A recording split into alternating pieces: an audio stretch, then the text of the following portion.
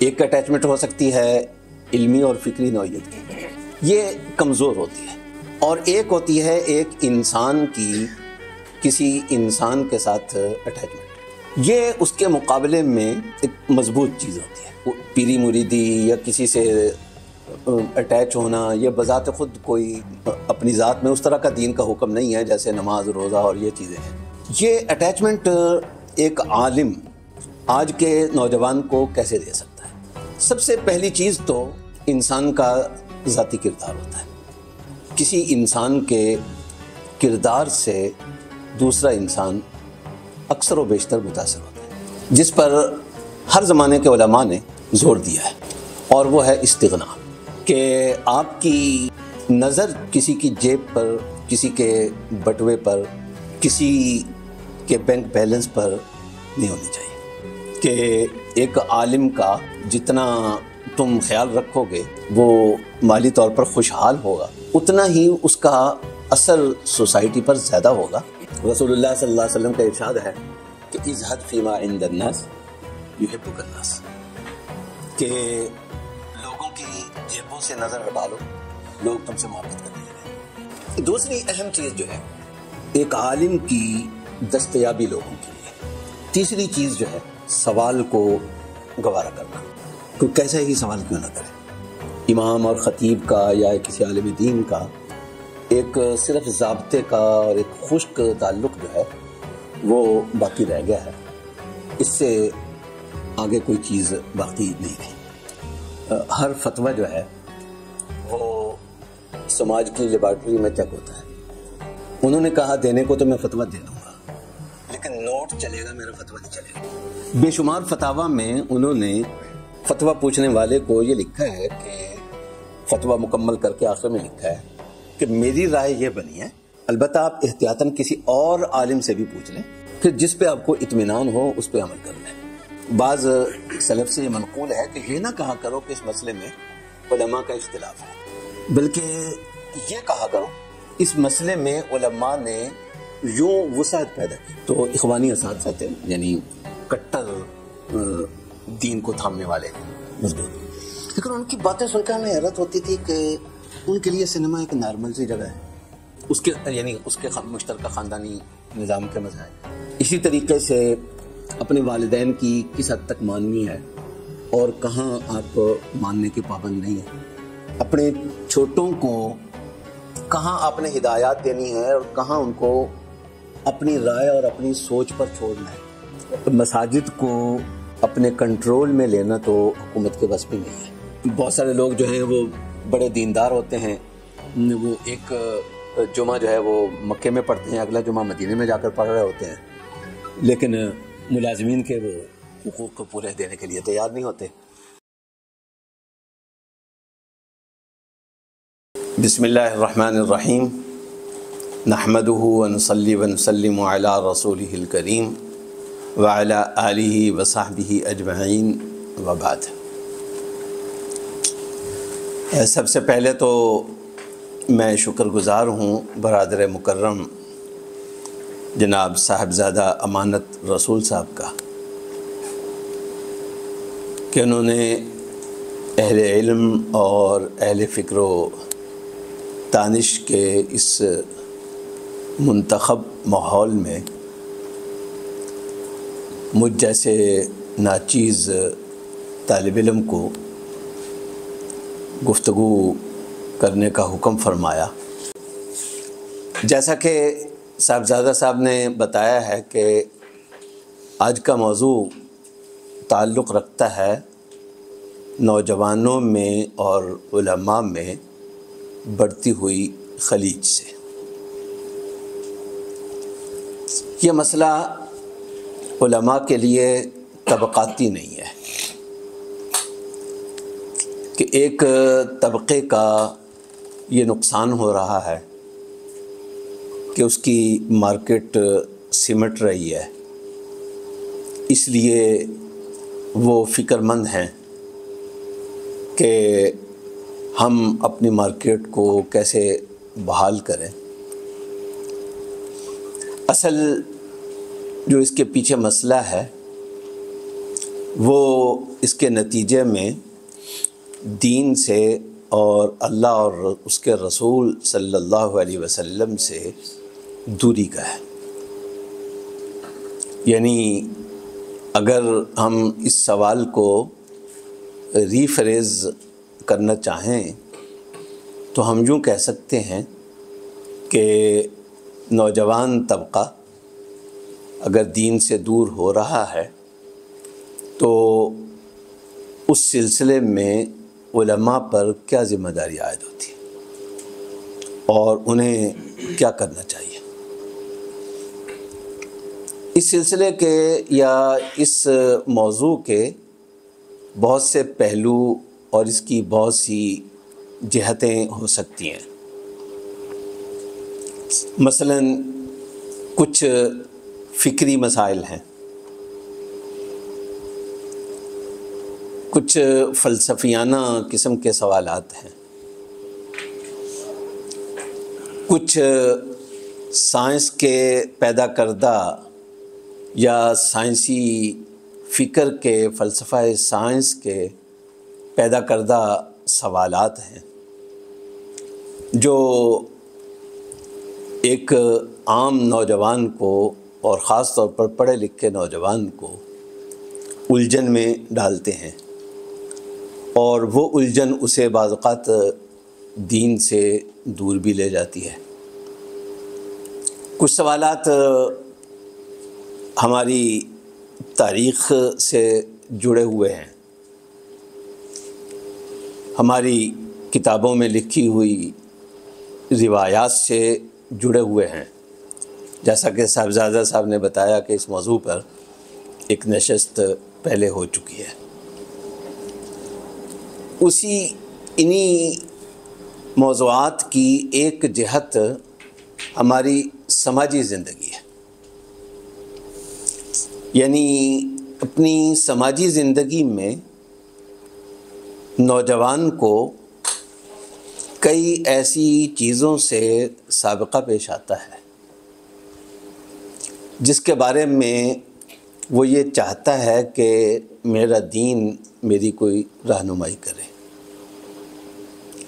لیکن بطور دین کے نمائندے کے میں بعض اوقات اسے مطمئن نہیں کر پاتا، اور اس کے نتیجے میں وہ صرف مجھ سے دور نہیں ہوتا بلکہ وہ یہ سمجھتا ہے کہ شاید اس دین کے اندر میری تسلی کا کوئی سامان ہے ہی نہیں۔ تو ہمارے جو نوجوانوں کے سماجی مسائل ہیں ان کے حوالے سے علماء پر کیا ذمہ داری عائد ہوتی ہے۔ دین کی ذمہ داری بنیادی طور پر پوری امت کی ہے، لیکن یہ طبقہ چونکہ دین کو زیادہ سمجھتا ہے، گہرائی سے سمجھتا ہے، اور یہ انبیاء کے وارث بھی ہیں، اور انہوں نے اپنی زندگی کو دین کے لیے فارغ بھی کیا ہوا ہے، اس لیے بجا طور پر کسی کی اگر اس حوالے سے توقع وابستہ ہوتی ہے تو وہ اسی طبقے سے ہوتی ہے۔ اس لیے آج کی مجلس میں علماء کی اس حوالے سے ذمہ داری کو موضوع بحث بنایا گیا۔ میں اپنی گفتگو کو دو حصوں میں تقسیم کروں گا، ایک عملی اور دوسرا علمی، کیونکہ اگر عملی پہلو کو نہ دیکھا جائے تو اس طرح کی مجالس کے بارے میں یہ امکان ہوتا ہے کہ شاید وہ صرف ایک فکری عیاشی بن کر رہ جائے، نشستن گفتند برخاستن، ذہن لڑانے کی حد تک بات رہ جائے۔ جیسے اخبارات میں آیا کرتے تھے، کسی زمانے میں ذہنی آزمائشوں کا صفحہ ہوا کرتا تھا، تو وہ اس طرح کی چیز نہ بن کر رہ جائے۔ اس لیے میں ابتدا میں کچھ عملی چیزیں عرض کروں گا جو نوجوان علماء کی، نئے علماء کی تربیت میں ہمیں خاص طور پر شامل کرنی ہوگی۔ اور جیسا کہ صاحبزادہ صاحب نے کہا کہ پچھلی نسل میں ہم صورتحال بالکل مختلف دیکھتے تھے، اس کی وجہ بھی یہی ہے کہ اس نسل کے علماء کی تربیت اور انداز سے ہوئی تھی، اور آج شاید اس انداز سے ہم تربیت میں پوری طرح کامیاب نہیں ہیں۔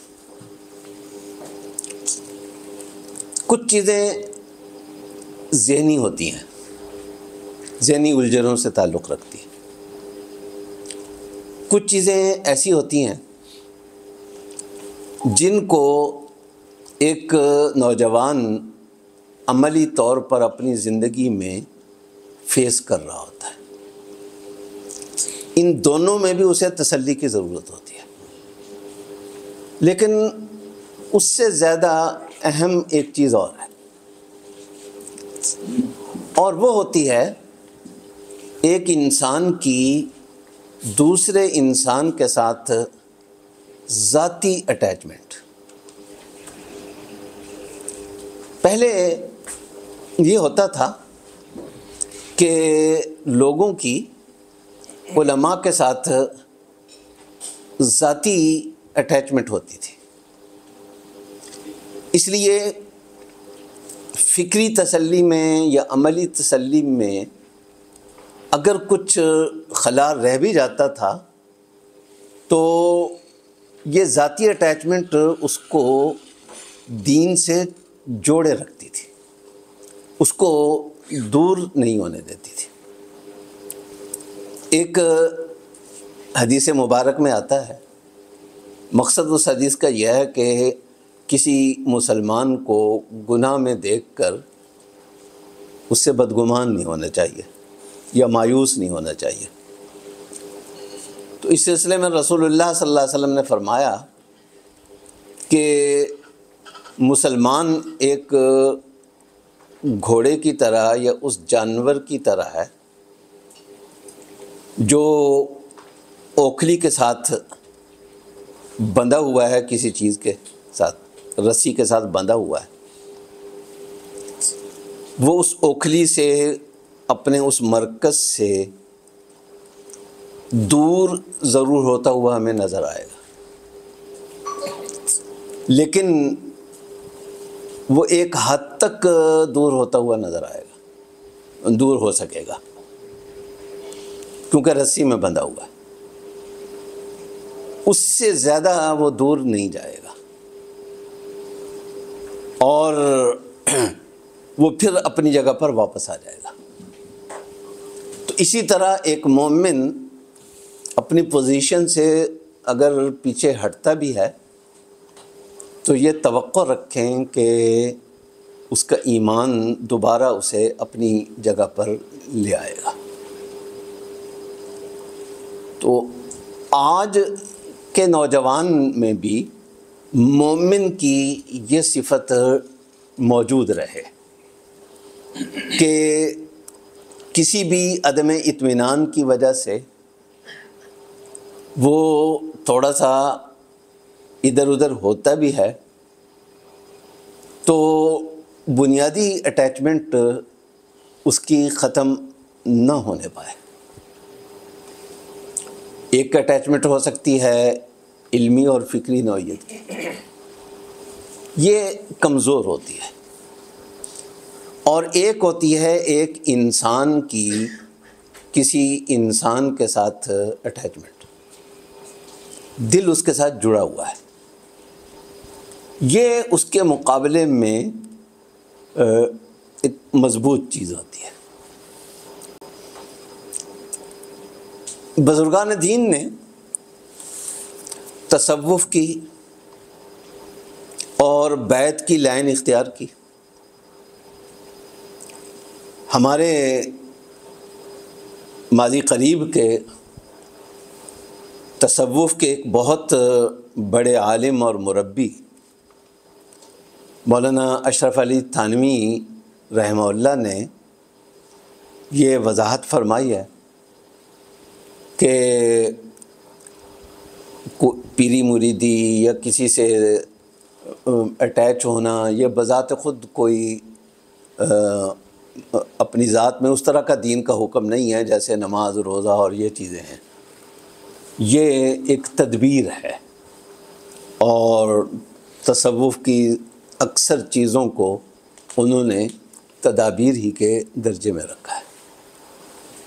لیکن میں تصوف کی باقی چیزوں پہ تو نہیں جاؤں گا، لیکن بہرحال اس کا ایک پہلو یہ تھا کہ ایک اٹیچمنٹ ہو جاتی تھی، اور جن سے اٹیچمنٹ ہوتی تھی واقعتاً ان کا کردار ایسا ہوتا تھا کہ وہ لوگوں کو اپنے ساتھ جوڑ کے رکھتا تھا، ادھر ادھر نہیں ہونے دیتا تھا. میں اس کی ایک مثال دوں گا. کچھ عرصہ پہلے، کچھ سال پہلے فیس بک پر ایک نوجوان عالم نے اپنے ایک استاذ کے انتقال پر، غالباً ان کے انتقال پر، ایک شذرہ لکھا مختصر سے. اس میں اس نے یہ لکھا کہ میں بے اطمینانی کے، یعنی دین کے حوالے سے بے اطمینانی کے بڑے مراحل سے گزرا، کئی مراحل سے گزرا. اور یہ ذہن میں رکھیں کہ یہ چیز جدید تعلیم یافتہ نوجوانوں کو تو پیش آتی ہی آتی ہے، بعض اوقات مدارس کے ذہین فضلاء کو بھی پیش آتی ہے. ابھی دوستوں سے بات ہو رہی تھی بلاسفیمی کے حوالے سے. کچھ عرصہ پہلے بھینسا نام کا ایک پیج کوئی چل رہا تھا، اور اس طرح کے کچھ اور چیزیں بھی چل رہی تھی. اس زمانے میں ایک شخص کا نام بہت کثرت سے سامنے آ رہا تھا، ایاز یا اس طرح کا کوئی نام تھا. تو تحقیق کرنے پر پتہ چلا، یعنی بعض لوگوں نے تحقیق کر کے یہ بتایا کہ یہ فلاں ایک بہت بڑے دینی ادارے کا فارغ التحصیل ہے. تو یہ عدم اطمینان کی کیفیت سے گزرتے ہیں. وہ کہتے ہیں کہ میں نے اپنی زندگی میں بہت سی ایسی چیزیں کیں جن کو عام طور پر ہمارے اساتذہ گوارا نہیں کرتے اور اپنے شاگرد کو بھگا دیتے ہیں، لیکن ان استاذ نے ہمیشہ مجھ پر دست شفقت رکھا. اس لیے جب بھی دین کے حوالے سے زیادہ دور نکلنے کا میرے ذہن میں کوئی خیال آتا تھا تو ہمیشہ ایک خیال اس میں رکاوٹ بن جاتا تھا کہ فلاں استاذ میرے محبوب ہیں، وہ نہ کہیں مجھ سے ناراض ہو جائیں. ان کی ناراضگی کو میں کسی بھی قیمت پر گوارا نہیں کر سکتا. تو اس چیز نے مجھے سنبھالے رکھا، اور مجھے زیادہ وہی بات کہ اپنا فی آخیتی، اپنی اوکھلی میں بندھا ہوا جانور جو ہے، وہ ایک اپنے اس استاذ نے شفقت دے کر جو اس کو اپنے ساتھ اٹیچ کر لیا، تو گویا وہ ایک رسی سے باندھ لیا. ہمارے ہاں 2008 کے جب الیکشن ہوئے تو آپ کو یاد ہوگا کہ ابتدا میں ایک مخلوط حکومت بن رہی تھی، بلکہ بنی بھی تھی، جس میں پاکستان پیپلز پارٹی اور پاکستان مسلم لیگ نون بھی شامل تھیں اور کچھ اور پارٹیاں بھی تھیں،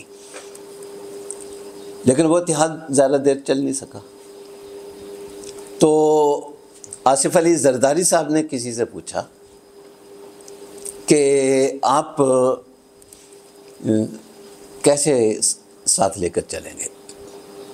انہوں نے ایک سیاسی قائد کا نام لے کر کہا کہ میں انہیں کچے دھاگے سے باندھ کے رکھوں گا۔ تو یہ اٹیچمنٹ جو ہوتی ہے یہ بھی ایک اہم چیز ہوتی ہے۔ یہ اٹیچمنٹ ایک عالم آج کے نوجوان کو کیسے دے سکتا ہے؟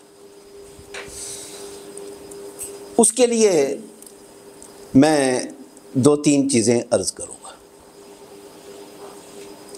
سب سے پہلی چیز تو انسان کا ذاتی کردار ہوتا ہے۔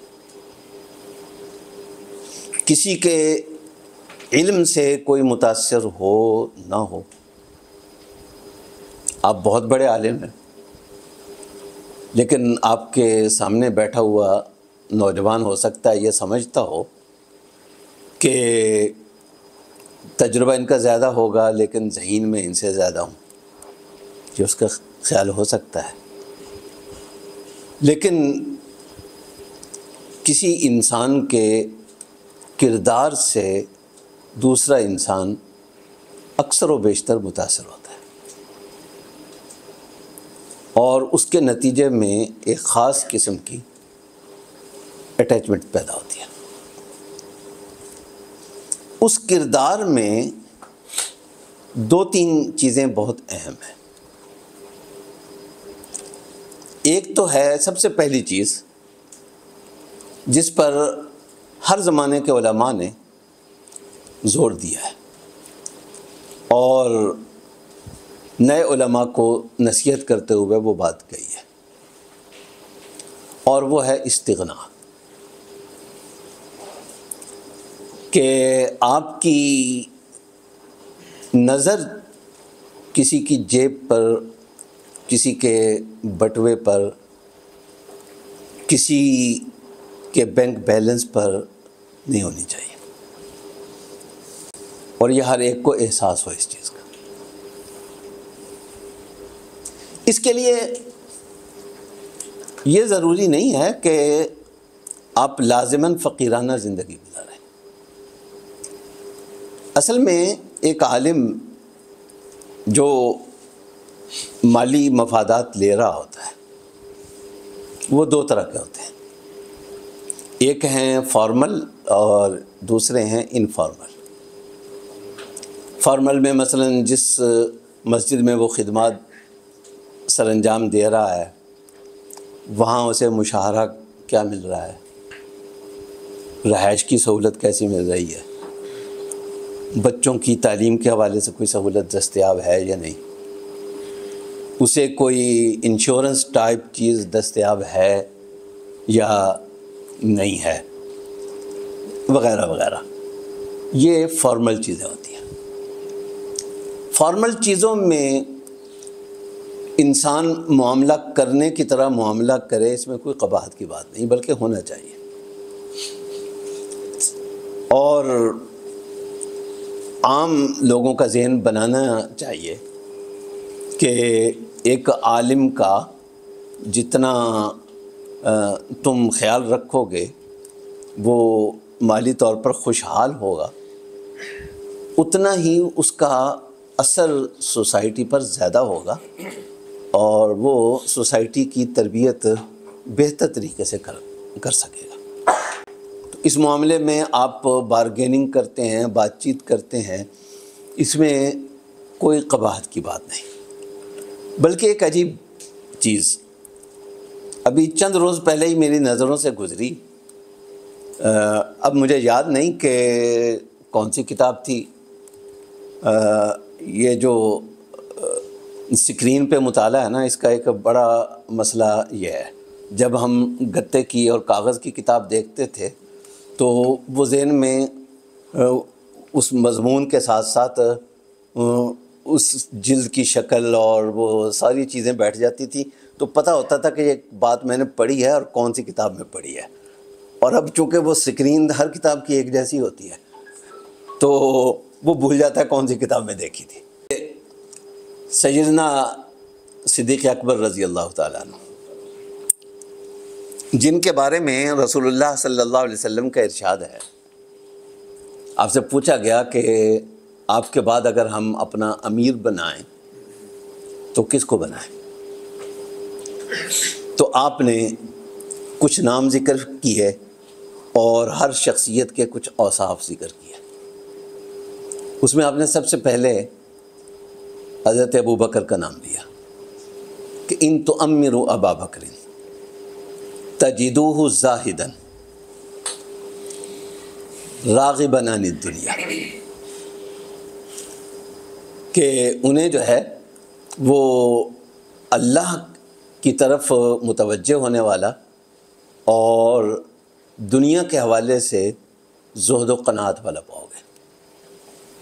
وہ ایک علامت ہیں اس امت میں زہد و قناعت کی۔ لیکن ان کے بارے میں پڑھ رہا تھا کہ جب ان کا بطور خلیفہ تقرر ہوا تو اہل حل و عقد کے سامنے یہ بات آئی کہ پہلے تو میرا کاروبار تھا اور بہت پھیلا ہوا کاروبار تھا حضرت ابو بکر صدیق رضی اللہ تعالیٰ عنہ کا۔ ایک ہجرت کی روایت میں ایک جگہ آتا ہے کہ راستے میں ایک جگہ کسی صاحب نے حضرت ابو بکر کو کچھ کپڑے وغیرہ پیش کیے، اس طرح کی کچھ چیزیں پیش کی۔ تو عام طور پر تو یہ سمجھا جاتا ہے کہ ایک قسم کا گفٹ ہوگا، اس طرح کی چیز ہوگی، لیکن ڈاکٹر حمید اللہ نے کسی جگہ لکھا ہے کہ نہیں، در حقیقت حضرت ابو بکر کا جو ایکسپورٹ اور امپورٹ کا پھیلا ہوا کاروبار تھا یہ اس سلسلے کی کوئی کڑی تھی، جزوی طور پر پرافٹ کی وہ ایک قسم کی ادائیگی تھی، کیونکہ اس زمانے میں پرافٹ جو ہے وہ چیزوں کی شکل میں بھی ادا کیا جاتا تھا۔ لیکن اب خلافت سنبھالنے کے بعد ظاہر ہے کہ میں اپنے کاروبار کو ٹائم نہیں دے سکوں گا، اس لیے بیت المال سے میرا وظیفہ مقرر کیا جائے۔ تو حضرت عمر وغیرہ نے 2000 درہم تجویز کی۔ حضرت ابو بکر نے کہا کہ مجھے یہ کم لگ رہے ہیں، چنانچہ پھر اپنا بات جو ہے وہ 2500 پر آ کر ٹھہری۔ یہ کوئی اس زمانے کے اعتبار سے اتنے زیادہ نہیں تھے، کیونکہ جب حضرت عمر نے وظائف مقرر کیے تو بدری صحابہ کا وظیفہ 5000 ہوتا تھا، یعنی عام بدری صحابہ کے وظیفے سے اب بھی یہ نصف تھا۔ تو اس سے پتہ چلتا ہے کہ جو آپ کی فارمل مراعات ہیں اس حوالے سے ایک عالم دین اپنی مسجد کی انتظامیہ سے، اپنے ادارے کے محتمم صاحب سے یا کسی اور سے بات چیت کرتا ہے، وہ ایک معاملے کی بات ہے، اس میں تو کوئی حرج کی بات نہیں۔ لیکن عام طور پر ہوتا یہ ہے کہ ہمارے نوجوان عالم کی تربیت کچھ اس طرح کی ہوتی ہے یا مزاج اس طرح کا بن جاتا ہے، قصداً تو یہ تربیت نہیں کی جاتی اس کی، کہ فارمل چیزوں میں تو وہ خاموش رہتا ہے اور وہ یہ چاہ رہا ہوتا ہے کہ انفارملی جو ہے وہ مجھے بہت کچھ ملتا رہے۔ وہ جو انفارمل پر اس کی نظر ہوتی ہے وہ در حقیقت استغنا کے منافی ہے۔ ہمارے بزرگوں نے ہمیشہ جو استغنا کا کہا ہے وہ اسی نوعیت کی وہ ہے کہ فارمل آپ لیں جتنا آپ کا حق بنتا ہے، لیکن انفارمل جو ہے کہ فلاں سیٹھ صاحب مجھے کچھ دے دیں گے، فلاں چودھری صاحب کچھ دے دیں گے، چلو ان کی تھوڑی سی لجاجت کر لو، ان کی خاطر جو ہے انہوں نے یہ کہا ہے کہ اس ٹاپک پہ بات کرنی ہے تو چلو اسی پہ کر لیتے ہیں، وغیرہ وغیرہ، یہ چیزیں۔ تو یہ ایک کردار میں استغنا، یہ بڑی اہم چیز ہے۔ رسول اللہ صلی اللہ علیہ وسلم کا ارشاد ہے کہ ازہد فیما عند الناس یحبک الناس، کہ لوگوں کی جیبوں سے نظر ہٹا لو، لوگ تم سے محبت کرنے لگیں گے۔ دوسری اہم چیز جو ہے اٹیچمنٹ کے لیے، وہ ہے ایک عالم کی دستیابی لوگوں کے لیے، یعنی لوگوں کی دسترس میں ہو۔ بعض اوقات آدمی بہت سینئر ہو جاتا ہے، مشہور ہو جاتا ہے، ان کی مجبوری ہوتی ہے کہ ان تک رسائی مشکل ہو، ان سے ملنا مشکل ہو، لیکن ہر عالم جو ہے وہ یہ انداز اختیار کر لے اور لوگوں کو دستیاب نہ ہو تو لوگوں کی اس کے ساتھ اٹیچمنٹ کبھی نہیں ہوگی۔ اسے بآسانی دستیاب ہونا چاہیے، اسے کوشش یہی کرنی چاہیے کہ وہ بآسانی لوگوں کو دستیاب ہو، خاص طور پہ نوجوانوں کو دستیاب ہو، ان کی بات سننے کے لیے تیار ہو، سمجھنے کے لیے تیار ہو، ان کے مسئلے کے حل کے لیے تیار ہو، ان کے ساتھ بے تکلف ہو، کوئی ان سے رابطہ کرتے ہوئے لوگ بوجھ محسوس نہ کریں۔ اور تیسری چیز جو ہے وہ ہے سوال کو گوارا کرنا، کوئی کیسا ہی سوال کیوں نہ کرے۔ آپ یہ سمجھیں کہ یہ مریض ہے، کوئی ڈاکٹر جو ہے، کوئی طبیب اپنے مریض کو کبھی ڈانٹتا نہیں ہے، تو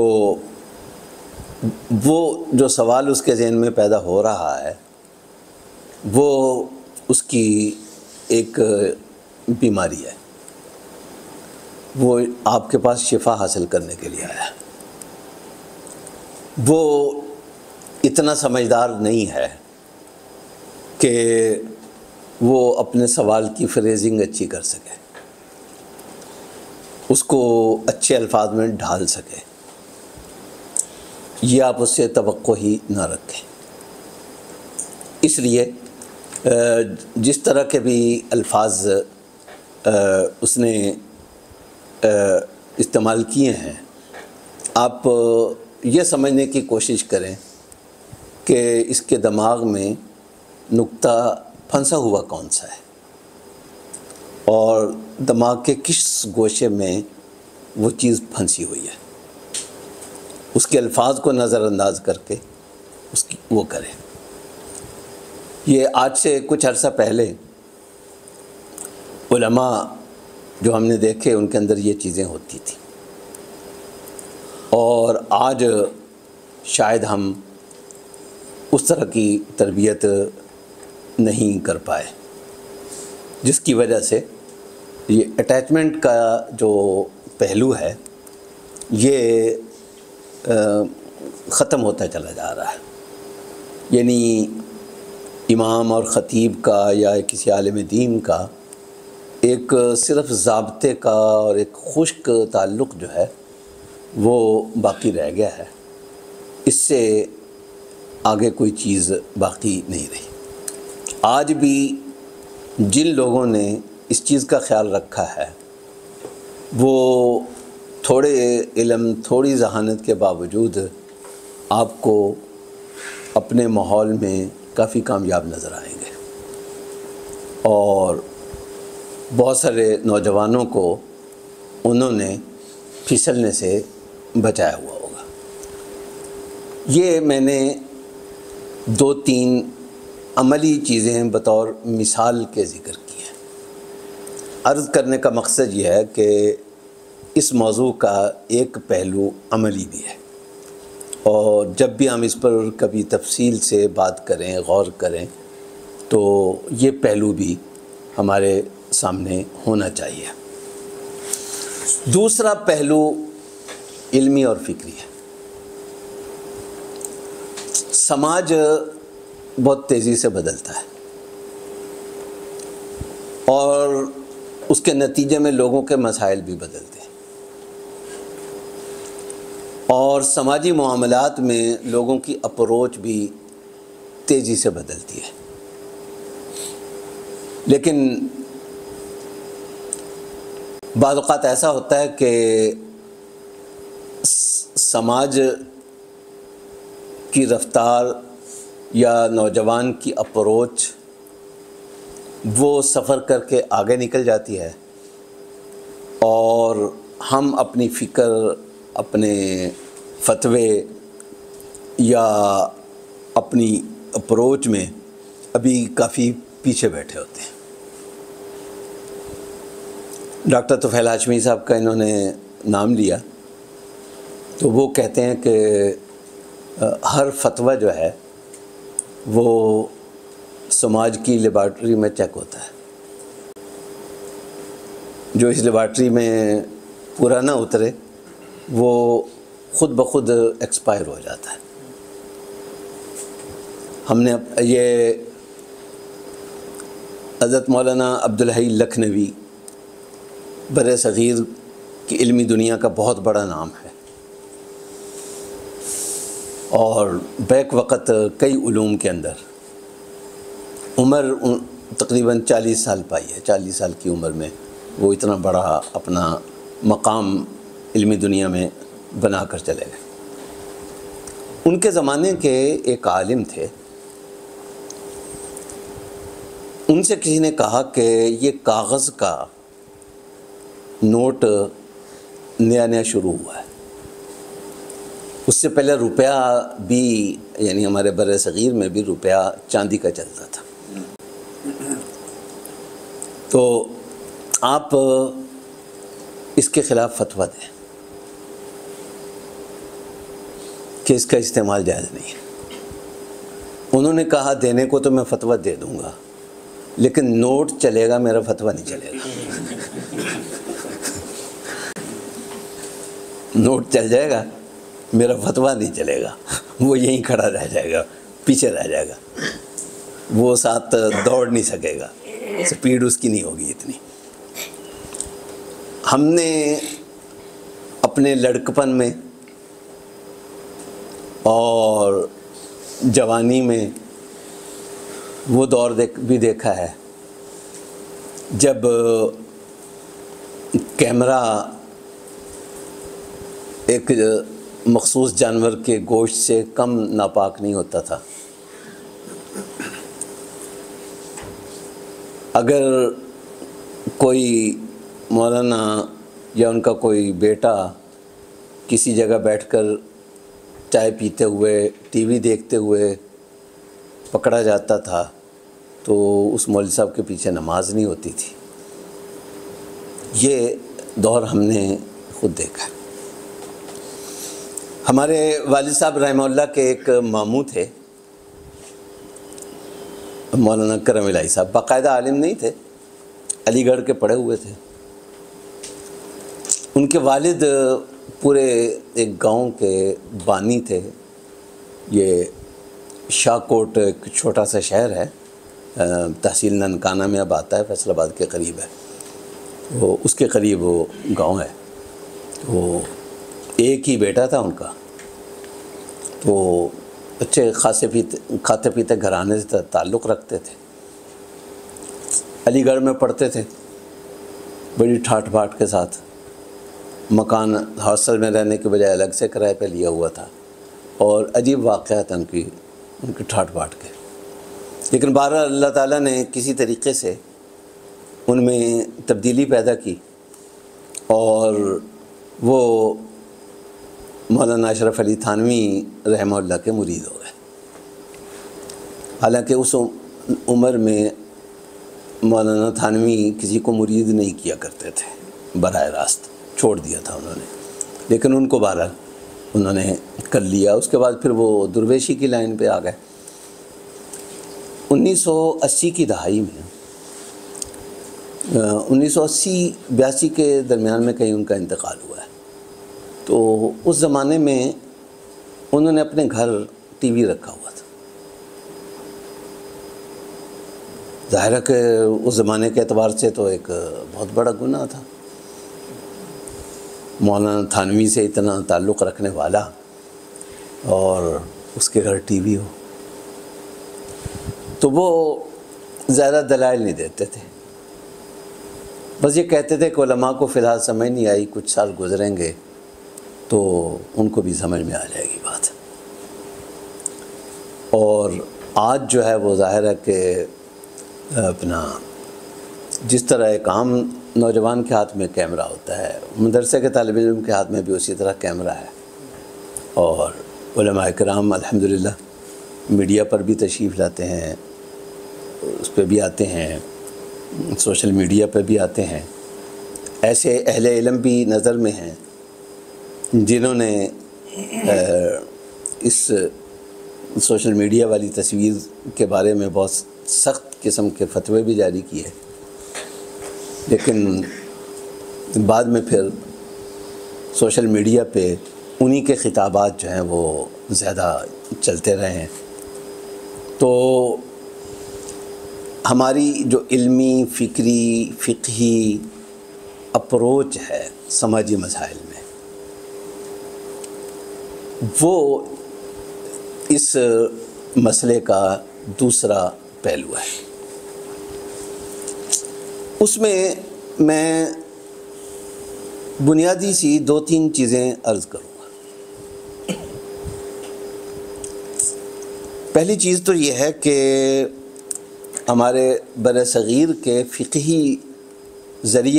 فقہی ذخیرے کو اگر ہم دیکھیں، میں نے ایک آرٹیکل میں اس پر تفصیل سے لکھا بھی ہے، اس میں فقہ کا ایک اصول بہت زیادہ استعمال ہوا ہے جو دنیا میں شاید کسی اور جگہ فقہی فکر میں استعمال نہیں ہوا اتنا، اور وہ ہے سد ذریعہ کا اصول. سد ذریعہ کا مطلب یہ ہوتا ہے کہ ایک چیز اپنی ذات کے اعتبار سے تو ٹھیک ہے، قابل برداشت ہے، لیکن اگر اس کی اجازت دے دی گئی تو اس پر نتائج اچھے مرتب نہیں ہوں گے. تو یہ سوچ کر اس سے منع کر دیا جائے. یہ اصول بہرحال موجود ہے فقہا کے ہاں، لیکن بر صغیر میں اس اصول کا استعمال شاید کچھ زیادہ ہوا ہے، اور اس کے نتیجے میں اس پر باقاعدہ یعنی ایم فل بلکہ پی ایچ ڈی کا تھیسس ہو سکتا ہے کہ جو اپنی ذات میں مباح چیزیں تھیں ان کو کہاں کہاں مفاسد کی ایک فہرست گنوا کر ہمارے بر صغیر کے فقہی ذخیرے میں ناجائز قرار دیا گیا ہے. اس کے نتیجے میں ہمارے سامنے جو نوجوان آتا ہے اس کی عملی زندگی میں اس کے سامنے آپشنز بہت کم ہو جاتے ہیں. یہ بھی ناجائز ہے، یہ بھی ناجائز ہے، یہ بھی ناجائز ہے، یہ بھی ناجائز ہے. تو پھر وہ سوچتا ہے کہ پھر میں کروں کیا.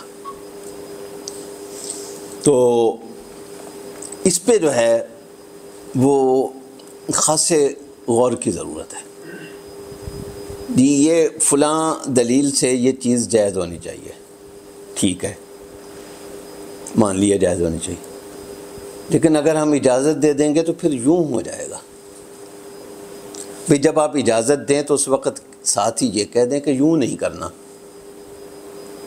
جو یوں ہو جائے گا، کہہ رہے ہیں آپ کے فتوے سے اگر وہ اصل چیز سے رک سکتا ہے تو آپ اس کے کہنے سے وہ اس کے کسی نتیجے سے بھی رک سکتا ہے کہ یہ چائے تو پی لو لیکن اگر گرم ہو تو یکدم منہ میں نہیں ڈیلنی.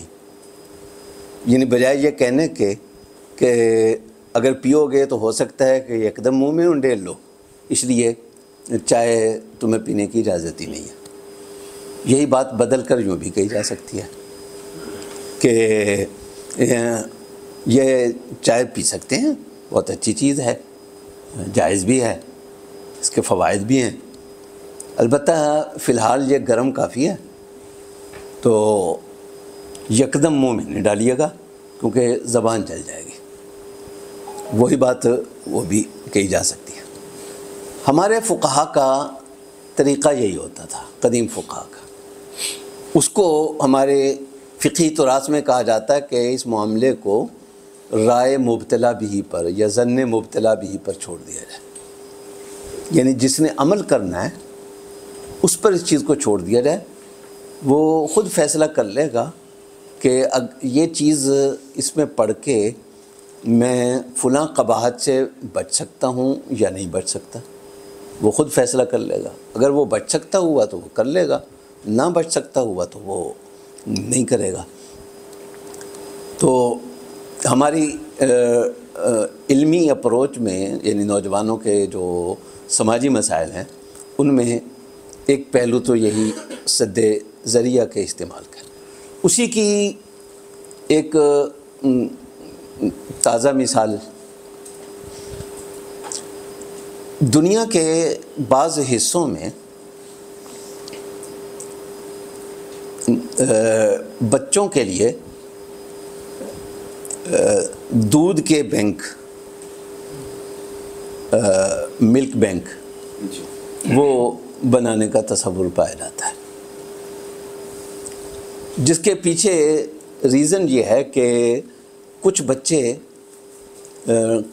پری میچور پیدا ہو جاتے ہیں، قبل از وقت پیدا ہو جاتے ہیں، وہ اتنے کمزور ہوتے ہیں کہ وہ پستان سے دودھ سک نہیں کر سکتے، چوس نہیں سکتے، ان کو جو ہے وہ انجیکشن کے ذریعے منہ کے راستے سے وہ دودھ دینا پڑتا ہے۔ اور دوسرے وہ چونکہ بہت کمزور ہوتے ہیں اس لیے فارمولا ملک یعنی ڈبے کا دودھ وہ بھی ان کے لیے قابل برداشت نہیں ہوتے، اتنے اس بچے کے لیے اسے عورت ہی کا دودھ چاہیے ہوتا ہے۔ تو ظاہرہ کہ ایسے واقعات کبھی کبھار پیش آتے ہیں، وہاں ہو سکتا ہے کہ اس کو کسی عورت کا پستان سے نکالا ہوا دودھ دستیاب نہ ہو۔ دوسری طرف کچھ عورتیں ایسی بھی ہو سکتی ہیں جو جن کے پستان میں سرپلس دودھ موجود ہو اور وہ ضائع ہو جائے، تو کیوں نہ ایسا کر لیا جائے کہ ملک بینک بنا لیا جائے۔ ایسی خواتین جو ہیں وہ اپنا دودھ ڈونیٹ کر دیں، وہ محفوظ ہو جائے، اور بہت مختصر وقت کے لیے ہوتا ہے وہ محفوظ، اور جہاں اس طرح کا بچہ ہو اس کو سپلائی کر دیا جائے۔ یہ مسئلہ زیر غور آیا، اس کا ایک تو فقہی پہلو ہے، وہ ایک الگ ہے، ظاہر ہے کہ اس میں جانے کا یہ موقع نہیں ہے، لیکن بہت سے علماء نے اس سے منع کیا، ہم ان کی رائے کا احترام کرتے ہیں، لیکن اس میں جو اصل بنیادی نقطہ تھا جائز کہنے کا یا منع کرنے کا، اس سے ہٹ کر جب یہ بحث ہمارے پاکستان میں چلی، عرب دنیا میں بھی چلتی رہی، لیکن جب پاکستان میں یہ بحث آئی تو اس میں یہی اندیشہ ہے دور دراز، جس کو میں نے سد ذریعہ کہا ہے، اندیشہ ہے دور دراز، کہ اگر اس کو جائز کہہ دیا تو پھر یہ ہو جائے گا، پھر یہ ہو جائے گا، پھر یہ ہو جائے گا، پھر یہ ہو جائے گا۔ تو یہ چیز جو ہے یہ ہمارے برصغیر کی فقہی فکر کا ایک حصہ ہے، اس پہ ہمیں نظر ثانی کرنی ہوگی۔ دوسری جو چیز ہے وہ یہ ہے کہ ایک مسئلہ میرے سامنے آتا ہے اور میں دیانتداری سے اس نتیجے پر پہنچتا ہوں کہ اس کی اجازت شرعی طور پر نہیں دی جا سکتی، لیکن وہ مسئلہ اس کے ساتھ ساتھ مسلمات میں سے بھی نہیں ہے۔ کسی عالم کی دوسری رائے بھی ہو سکتی ہے۔ تو ایسی صورت میں یہ ایک ورائٹی ہوتی ہے جو عمل کرنے والوں کو سہولت مہیا کرتی ہے۔ کسی کو اطمینان اس پہ ہو جائے گا، کسی کو اطمینان اس پہ ہو جائے گا، بجائے اس کے کہ وہ یہ سوچ کر کہ یہ دین جو ہے وہ مجھے اجازت ہی نہیں دے رہا، میرے لیے کوئی راستہ ہی نہیں کھول رہا، تو دوبارہ میں دین کا مسئلہ پوچھنے کے لیے کہیں جاؤں گا ہی نہیں۔ اس کی بجائے اس کے سامنے جب ورائٹی ہوگی تو اس کی اپروچ دین کے حوالے سے ذرا مختلف ہوگی۔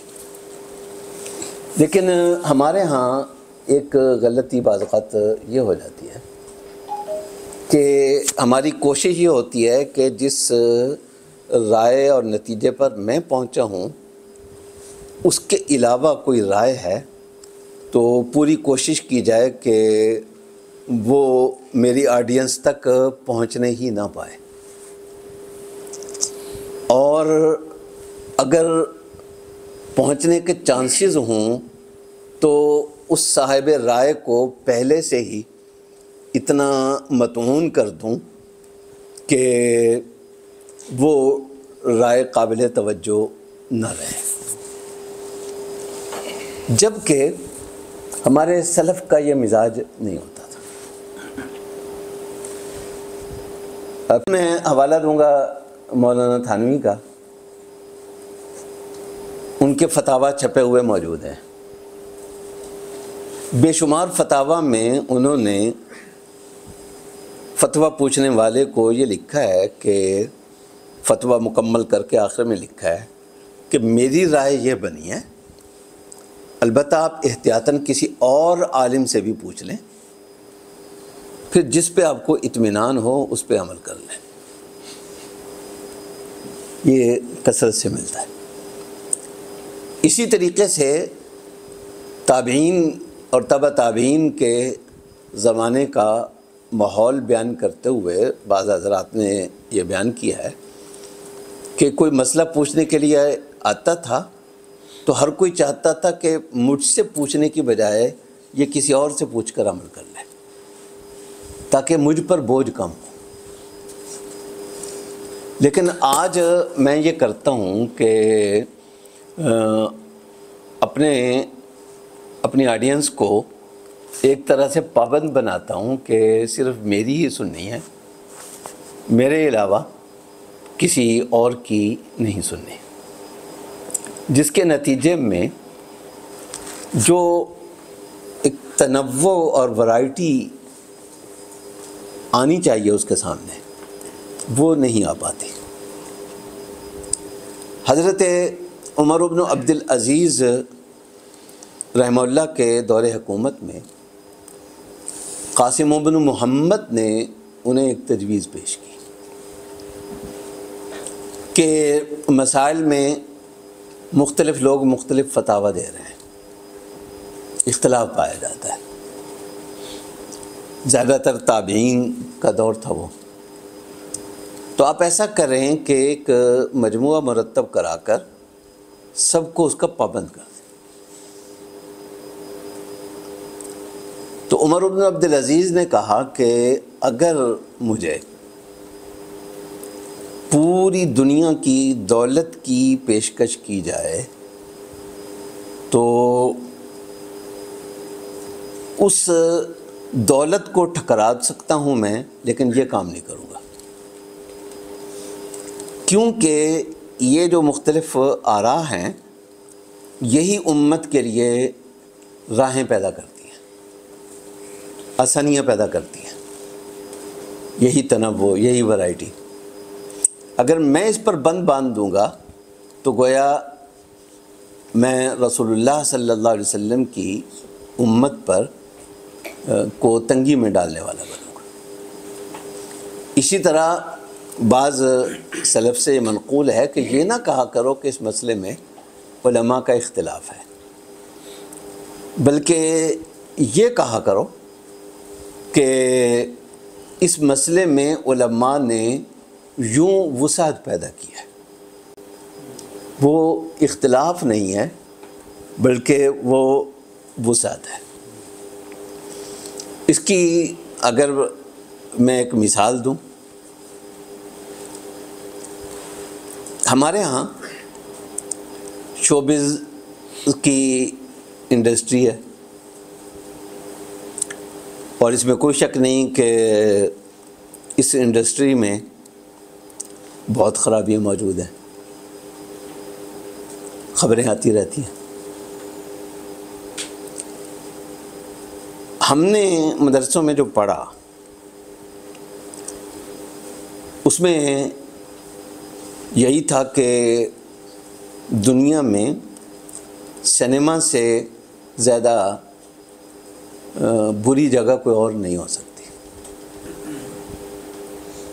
اسی ذہن کے ساتھ 1986 میں دورہ حدیث سے فارغ ہونے کے بعد انٹرنیشنل اسلامک یونیورسٹی اسلام آباد میں داخلہ لیا۔ اس زمانے میں وہاں عرب اساتذہ زیادہ تھے، خاص طور پہ مصر کے، اور زیادہ تر اخوانی اساتذہ تھے، الاخوان المسلمون سے تعلق رکھنے والے۔ اور آپ حضرات جانتے ہیں کہ ظاہری شکل و شباہت میں اگرچہ وہ ہمارے علماء کی طرح نہیں ہوتے، لیکن دین کی پختگی میں اور خاص طور پر دین کی خاطر قربانیاں دینے میں وہ لوگ ہمیشہ بہت آگے رہے ہیں۔ سید قطب پھانسی پہ چڑھے، مرسی جو ہیں ان کے ساتھ جو ہوا لیکن انہوں نے استقامت دکھائی، یہ پوری ایک تاریخ ہے الاخوان المسلمون کی۔ تو اخوانی اساتذہ تھے، یعنی کٹر دین کو تھامنے والے، مضبوط، لیکن ان کی باتیں سن کے ہمیں حیرت ہوتی تھی کہ ان کے لیے سنیما ایک نارمل سی جگہ ہے۔ تو کسی نے بعض اساتذہ سے پوچھ بھی لیا، انہوں نے کہا کہ یہ تو ایک کہانی ہوتی ہے جو اسکرین پہ دکھائی جا رہی ہوتی ہے، وہ کہانی اچھی بھی بن سکتی ہے، وہ بری بھی بن سکتی ہے، وہ نقصان دہ بھی بن سکتی ہے، وہ فائدہ مند بھی بن سکتی ہے۔ یہ تو آپ کے کنٹینٹ پر ڈیپینڈ کرتا ہے کہ وہ جو سکرین پہ دیکھا جا رہا ہے، سکرین اپنی ذات میں تو کوئی ناپاک نہیں ہے، اور نہ ہی اس میں جو چیئرز لگی ہوئی ہیں وہ اپنی ذات میں ناپاک ہیں۔ وہ سکرین کیا دکھا رہی ہے؟ وہ ایمانی جوش و ولولہ بھی پیدا کر سکتی ہے آپ کے اندر، وہ آپ کو خدا نخواستہ بے حیائی کی طرف بھی لے جا سکتی ہے۔ اس لیے وہ کہنے لگے کہ ہمارے ہاں تو کوئی یہ اتنا بڑا ایشو نہیں ہے، ہمارے ہاں تو کنٹینٹ کو دیکھا جاتا ہے، اچھا یا برا۔ ایران میں انقلاب آیا تو انہوں نے اسی میدان میں اپنی اقدار اور اپنے اصولوں کو مد نظر رکھتے ہوئے بین الاقوامی لیول کی چیزیں تیار کی اور اپنے آپ کو منوایا۔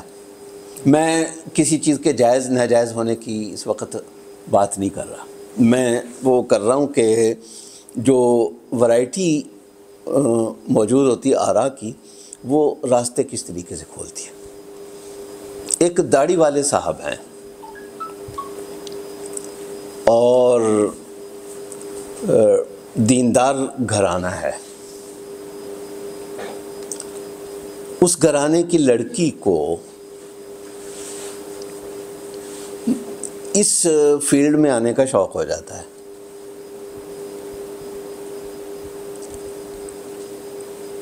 ہمارے ہاں جو ہوا یا جو ہوتا ہے کہ یا تو وہ بالکل اس سے دور رہے یا وہ پھر بالکل برائی کی راہ پر چلے.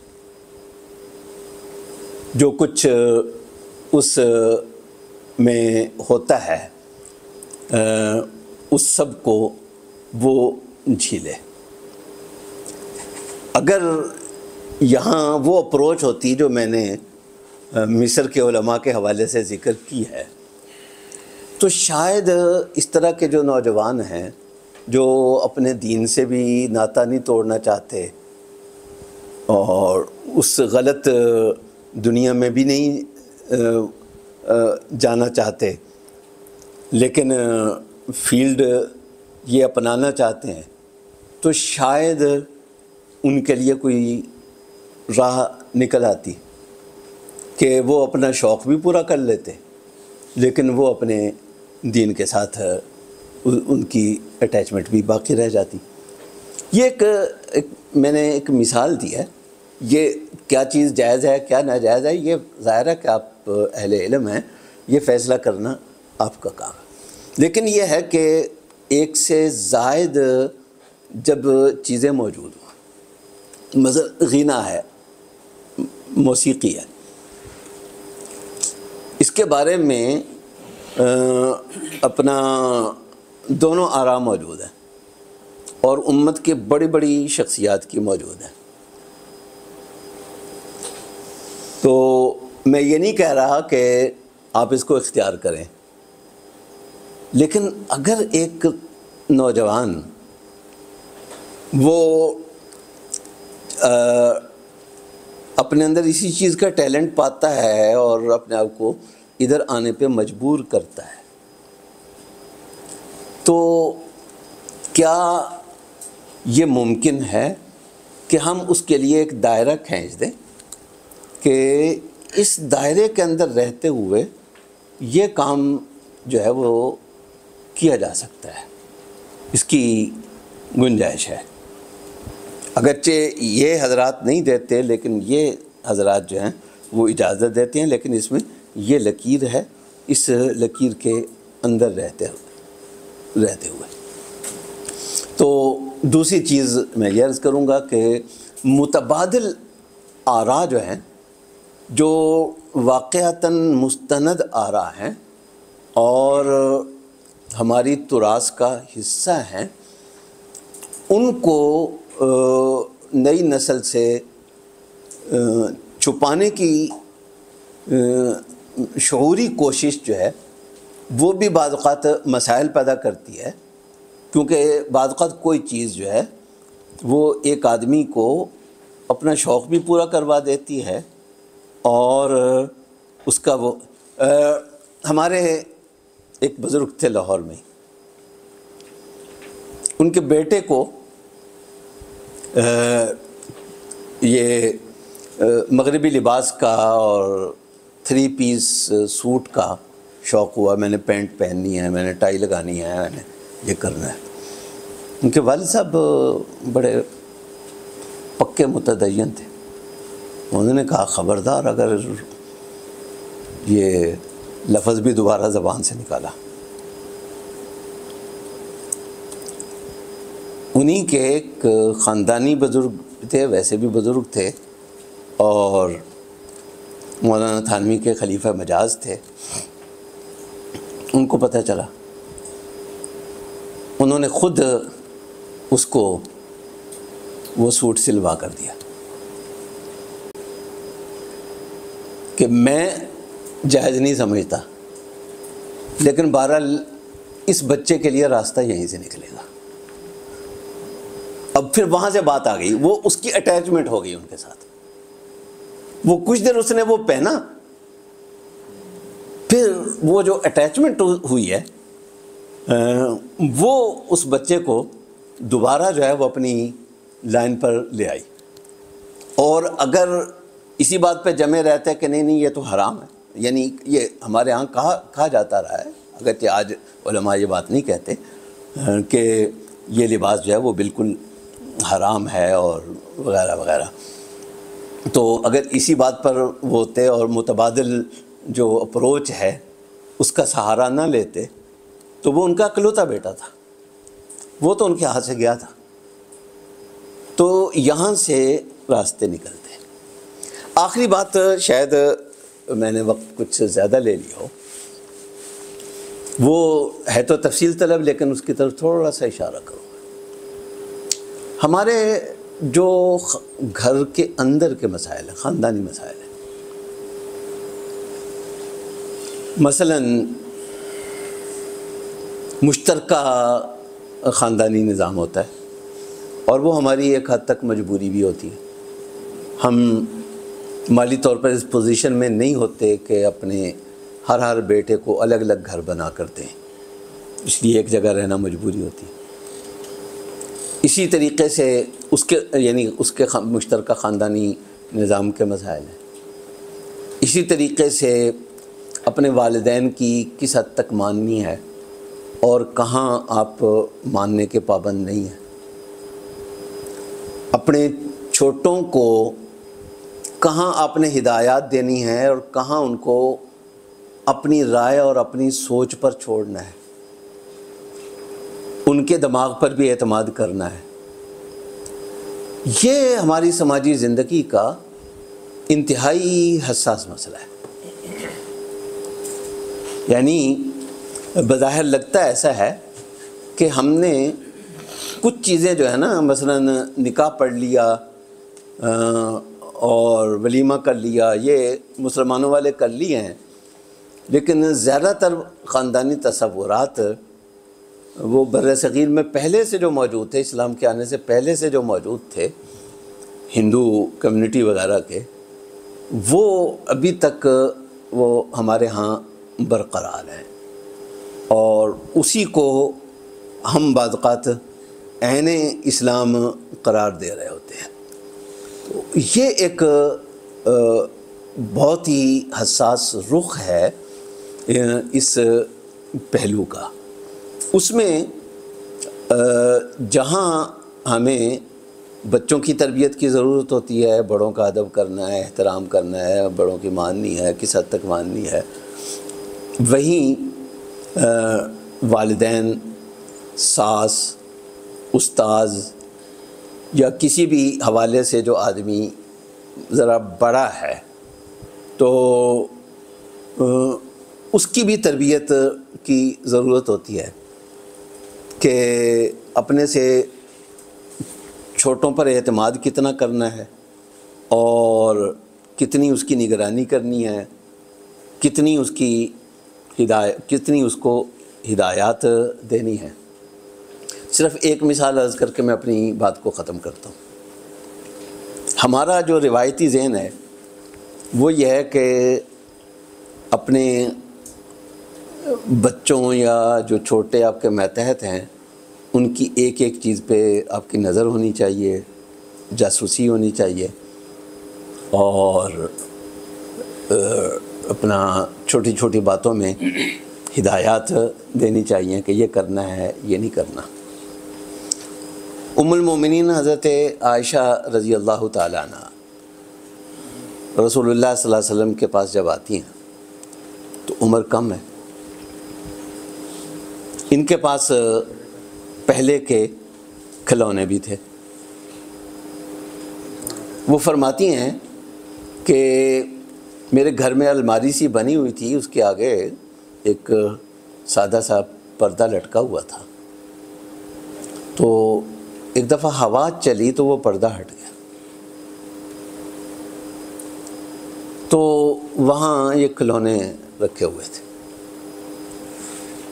تو رسول اللہ صلی اللہ علیہ وسلم نے ان میں دلچسپی لیتے ہوئے پوچھا یہ کیا ہے جی؟ یہ فلاں ہے، یہ کیا ہے؟ یہ فلاں ہے، یہ کیا ہے؟ یہ فلاں ہے۔ گڑیاں جیسے ہوتی ہیں بچیوں کے کھیلنے والی وہ تھی۔ یہ درمیان میں کیا ہے؟ جی یہ گھوڑا ہے۔ اچھا، لیکن اس کے تو اوپر یہ جو لگے ہوا ہے وہ کپڑا سا لگا ہوا تھا، اس کے اوپر کپڑے کی ٹکڑیوں کی کوئی چیز بنی ہوئی تھی، یہ کیا ہے؟ جی یہ اس گھوڑے کے پر ہیں، گھوڑا اور اس کے پر، فرس لہو جناحان، یہ رسول اللہ صلی اللہ علیہ وسلم نے سوال کیا، کہ گھوڑے کے بھی پر ہوتے ہیں. حضرت عائشہ نے عرض کیا آپ کو نہیں پتہ؟ سلیمان علیہ السلام کا جو گھوڑا تھا نا اس کے پر ہوتے تھے, وہ اڑن گھوڑا ہوتا تھا. تو میرا جو ہے آپ نے میرے گھوڑے کو معمولی سمجھا ہے, یہ بھی سلیمانی گھوڑا ہے. تو اس میں عرض کیا کرتا ہوں کہ یہ پتہ نہیں کب سے وہ چیزیں وہاں رکھی ہوئی ہوں گی, لیکن رسول اللہ پردہ از خود ہٹا تو رسول اللہ صلی اللہ علیہ وسلم نے اس کے بارے میں کچھ پوچھ لیا, وگرنہ کبھی یہ دیکھنے کی ضرورت محسوس نہیں کی کہ میں چونکہ مربی ہوں اس لیے اس کی الماری چیک تو کروں کہ کیا ہے اس کی الماری میں. یعنی آج ہمارا جو ہوتا ہے بعض اوقات شوق تربیت جو ہے نا, وہ جب اپنی حدود سے آگے نکل جاتا ہے تو وہ بھی ہمارے نوجوان کے لیے بہت سی الجھنیں پیدا کرتا ہے. یہ چند بے ربط سی باتیں عرض کی ہیں. اللہ تعالی ہمیں ہم سب کو اپنے اپنے فیلڈ میں اپنی اپنی دینی ذمہ داریاں ادا کرنے کی توفیق عطا فرمائے. سب سے پہلے تو یعنی ایک سوال اسے آپ سمجھیے, اس پر بھی کومنٹ دیجیے گا کہ پہلے اور آج کے زمانے میں ایک بڑا فرق اصطلاحات کا بھی ہمارے سامنے آتا ہے. یعنی آج کا نوجوان جس اصطلاح میں ٹرمنالوجی میں بات کرتا ہے یا جو اس کی تعلیم ہے, اس پس منظر میں جو اس کی زبان بنتی ہے, تو کیا ایسا نہیں ہے کہ ہمارے جو علماء ہیں جامعات مدارس سے جو فارغ التحصیل ہوتے ہیں, جو وہاں پہ پڑھ رہے ہیں, ان کی جو ٹرمنالوجی ہے یا ان کا جو ایک پیراڈائم ہے, منہج ہے, وہ آج کے دور سے بالکل میچ نہیں کرتا, یعنی اس کا تعلق نہیں بنتا. یعنی آج کا جو نوجوان ہے وہ جس انداز میں بات کرتا ہے یا اس کے جو سوالات ہوتے ہیں, تو اس کا جواب اس کی اپنی زبان میں یا اپنی ٹرمنالوجی میں نہیں دیا جاتا. یہ بھی تو علماء میں اور نوجوانوں میں ایک دوری کا باعث یہ چیز بنتی ہے. جی ایک بات. دوسرا یہ کہ آپ نے ملک بینک کا ذکر کیا, تو علماء سے یہ بھی تو سوال ہوتا ہے نا کہ آپ ملک بینک پر تو آپ نے راتوں رات فتویٰ جاری کر دیا, لیکن اس ملک میں حقوق پامال ہوتے ہیں غریبوں کے, عوام کے, کیا کچھ ہوتا ہے یہاں پر. اور آپ یہاں تک کہ انہی دنوں میں سری لنکا کے ایک صاحب کو سہیوال میں یا سیالکوٹ میں مار دیا, بلاسفیمی کا الزام لگا کر ایک تنظیم یا عوام نے, نوجوانوں نے مل کر اس کو قتل کر دیا. مجال ہے کہ کسی عالم کے منہ سے اور انہی لوگوں نے کوئی فتویٰ دیا ہو یا انہوں نے کوئی بیان جاری کیا ہو. اور اب بھی صورتحال آپ کے سامنے کہ ایسے چپ سادھ لیتے ہیں یہ ہمارے علماء کہ عوام باشعور ہے, نوجوان ہے, وہ سب دیکھ تو رہے ہیں کہ ملک بینک کے مسئلے پر تو پتہ نہیں کیا وجہ تھی کہ راتوں رات فتوے جاری ہو گئے, لیکن ملک میں جو ریئل ایشوز ہیں خواتین کے ہیں, اس ملک میں سیاسی حقوق کا مسئلہ ہے اور دیگر مسائل ہیں کہ جو پامالی ہوتی ہے, اس پر ہمارے علماء بالکل ہی بات ہی نہیں کرتے, بولتے ہی نہیں ہیں. اب بھی آپ دیکھ لیجئے کس طرح چپ کر کے. اچھا, اب اس کے آگے ایک اور بات جو میں عرض کرنا چاہیے, آپ کٹھے ہی اس کا کومنٹ کر دیجیے گا کہ جو آپ نے تنخواہوں کا مسئلہ بیان کیا علماء کے, فارمل اور انفارمل. فارمل صورتحال تو یہ ہے کہ میرا خیال ہے میں نہیں جانتا کسی امام خطیب کو کہ جس کی تنخواہ کچھ زیادہ سے زیادہ 40,000 سے اوپر جاتی ہو, 32,000 33,000 35,000 یہ تنخواہ. وہ بیچارے بغیر اے سی میں رہتے ہیں, مسجدوں میں آ کر اگر وہ سوئیں آدھا گھنٹہ پہلے اے سی چلا کے, اس پر بھی پھر اعتراض ہوتا ہے کہ بجلی کا بل زیادہ آتا ہے. ہمارے اپنے گھروں میں 2 4 اے سی لگے ہوتے ہیں, تو مؤذن امام خطیب وہ بیچارہ 30 35 40,000 پھر ٹیوشنیں پڑھاتا رہے گا پھر کر. اچھا, ٹیوشنوں کی یہ صورتحال ہوتی ہے کہ وہ ایک جگہ پہ 3,000 اس کو 3 بچوں کا ملے گا, اور وہیں پر یہ اگر ریاضی کا ٹیچر آتا ہے, کوئی فلاں آتا ہے, وہ 30,000 روپے 40,000 روپے لے رہا ہوتا ہے. اچھا, پھر وہ بیچارہ انفارمل کی طرف کیوں نہ جائے؟ واضح بات ہے, اس کو پھر سیٹ صاحب کی, کسی بٹ صاحب کی, کسی چیئرمین صاحب کی, پھر وہ چاپلوسی بھی کرنی پڑتی ہے. 11ویں 12ویں کلخانی ختم, وہ ہر چیز پھر کھانا کھاتے ہیں وہ. جی. تو اب یعنی یہ بھی تو آپ کیا کہتے ہیں کہ ریاست اگر ان چیزوں کو کنٹرول کرے. باہر آپ دیکھیے کہ جو امام ہے خطیب ہے وہ مرسڈیز پہ آتا ہے اپنی گاڑی پہ, اور جب وہ مسجد میں داخل ہوتا ہے ایسے خوشبو کے حلے ہوتے ہیں, پتہ چلتا ہے کہ امام خطیب آ گیا مسجد میں. خوشحال گھر اپنا سارا سسٹم. سعودیہ دیکھ لیں, ترکی دیکھ لیں آپ کو. تو ہمارے ہاں جو یہ پرائیویٹ انتظامیہ ہوتی ہے یہ بہت استحصال کرتی ہے لوگوں کا, جیسے اپنے کاروبار میں کرتی ہے اسی طرح مسجد میں بھی ان کا رویہ یہی ہوتا ہے. جب اس سے آگے آخری سوال وہ یہ ہے کہ میں بھی ترکی بھی جاتا ہوں, مصر بھی دیکھا ہے, اور ایران وغیرہ یہ سارے ملک. تو اس کی وجہ کیا ہے کہ اتنی شدت ہمارے ہاں کیوں ہے, اور وہ بھی فقہی مسائل میں. یعنی ترکی میں آپ جائیں, ہم کئی ایسے اماموں کے پیچھے نماز پڑھی, داڑھی نہیں ہے ان کی, شیو کیا ہوا, اور بڑے ایک صوفی مرکز ہے وہاں پر ایک صاحب کے پیچھے نماز پڑھی, شیو تھی ان کے, اور رومال سر پہ باندھا ہوا. اسی طرح آپ مصر میں چلے جائیے جیسے ابھی آپ نے ذکر کیا ہے. تو ہمارے ہاں اتنی شدت کیوں ہے کہ ہم جیسے اوپر بھی ہم بیٹھے یہی بات کر رہے تھے کہ جو علماء کا رویہ ہے کہ کسی کی آمین کو برداشت نہیں کرنا, اگر کسی نے اونچی آواز سے کہہ دیا یا اس طرح کر کے دعات کو زوات کسی نے پڑھ دیا یا زوات کو دعات پڑھ دیا, یا رفع دین مسجد میں کر دیا کسی نے, یا ٹانگیں ذرا کھول لی. تو یہ اتنی تنگ نظری کیوں ہے؟ یہ حالانکہ ترکی میں بھی فقہ حنفی ہے, تو یہ مسائل نہیں ہیں. تو اس تنگ نظری اور اس سختی اور شدت پسندی کے پیچھے بر صغیر کے ماحول میں کیا عوامل ہیں, کیا وجہ ہے؟ یہ 3-4 سوالات ہیں چھوٹے سے. بہت شکریہ. پہلی بات آپ نے غالباً کہی ہے, اس کے بارے میں ذہن سے نکل گیا پہلی چیز, اصطلاحات کا فرق. ہاں, اصطلاحات کا یہ ایک اہم مسئلہ ہے. اس کا تعلق اصل میں یعنی روزمرہ کے ساتھ ہوتا ہے. یعنی کچھ الفاظ ہوتے ہیں جو ہمارے محاورے کا اور روزمرہ کی بول چال کا حصہ بنتے ہیں. اور جی میں اسی میں چیز میں ہاں جی بیسیکلی ایک تو ٹرمینالوجی کی بات ہے جی کہ بھئی آپ کو قرآن جو مدرسے میں پڑھائی جاتی ہیں کچھ اور ہیں جو عام لوگ بولتے ہیں, لیکن اس سے ایک چیز اور ابھر کے آتی ہے, آئی تھنک وہ بہت وائٹل ہے. وہ یہ ہے کہ جب ایک عالم جس کو ہم کہتے ہیں کہ عالم ہے, کیا جو اس کا پروسیس ہے عالم بننے کا,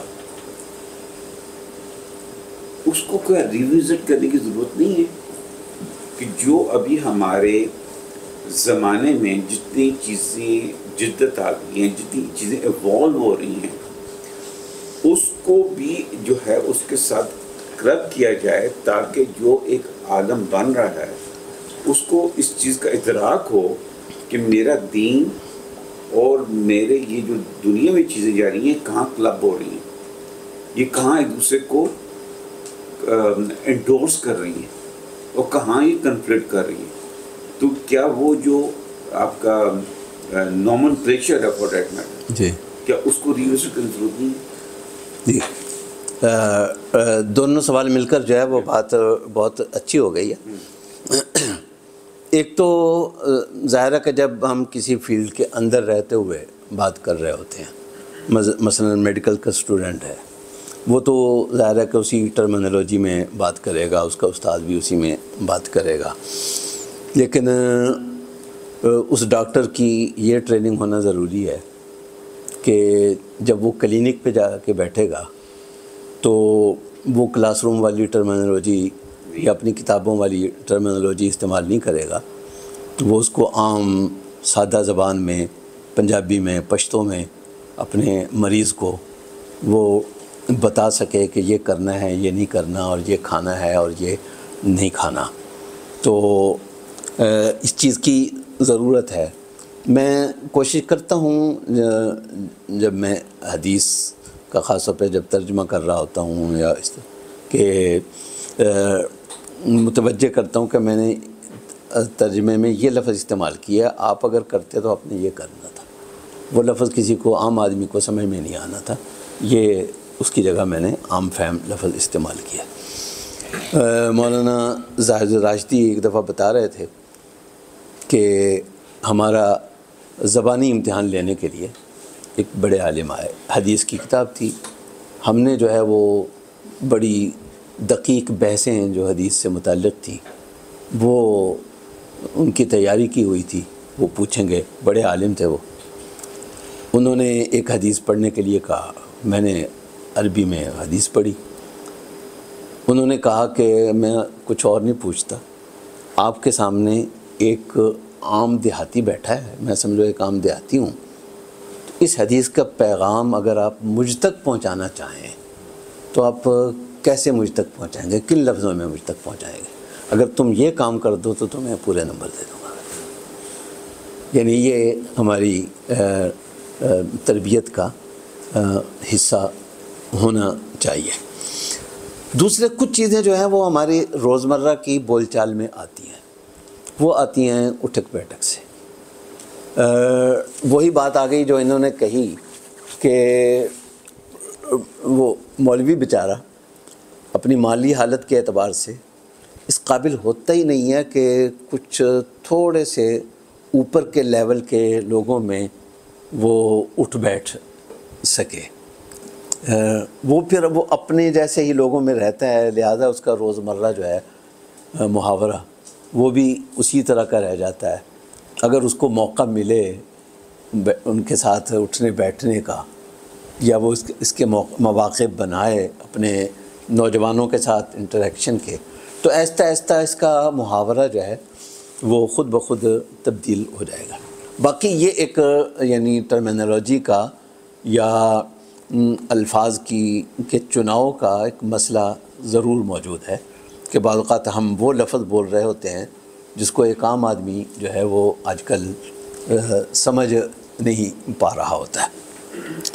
دوسری چیز اپنا صاحبزادہ صاحب نے فرمائی ہے اس کی فارمل مراعات کے حوالے سے. میں نے ایک دفعہ دعویٰ اکیڈمی اسلام آباد کے ایک سیمینار کے لیے مضمون لکھا تھا مساجد کے حوالے سے. اس میں میں نے یہی تجویز پیش کی تھی کہ مساجد کو اپنے کنٹرول میں لینا تو حکومت کے بس میں نہیں ہے، نہ ہی حکومت کے پاس اتنے پیسے ہیں، اور نہ ہی حکومت کا کام چیزوں کو چلانا ہوتا ہے. لیکن ہر شعبہ زندگی کو ریگولیٹ کرنا یہ حکومت کی ذمہ داری ہوتی ہے.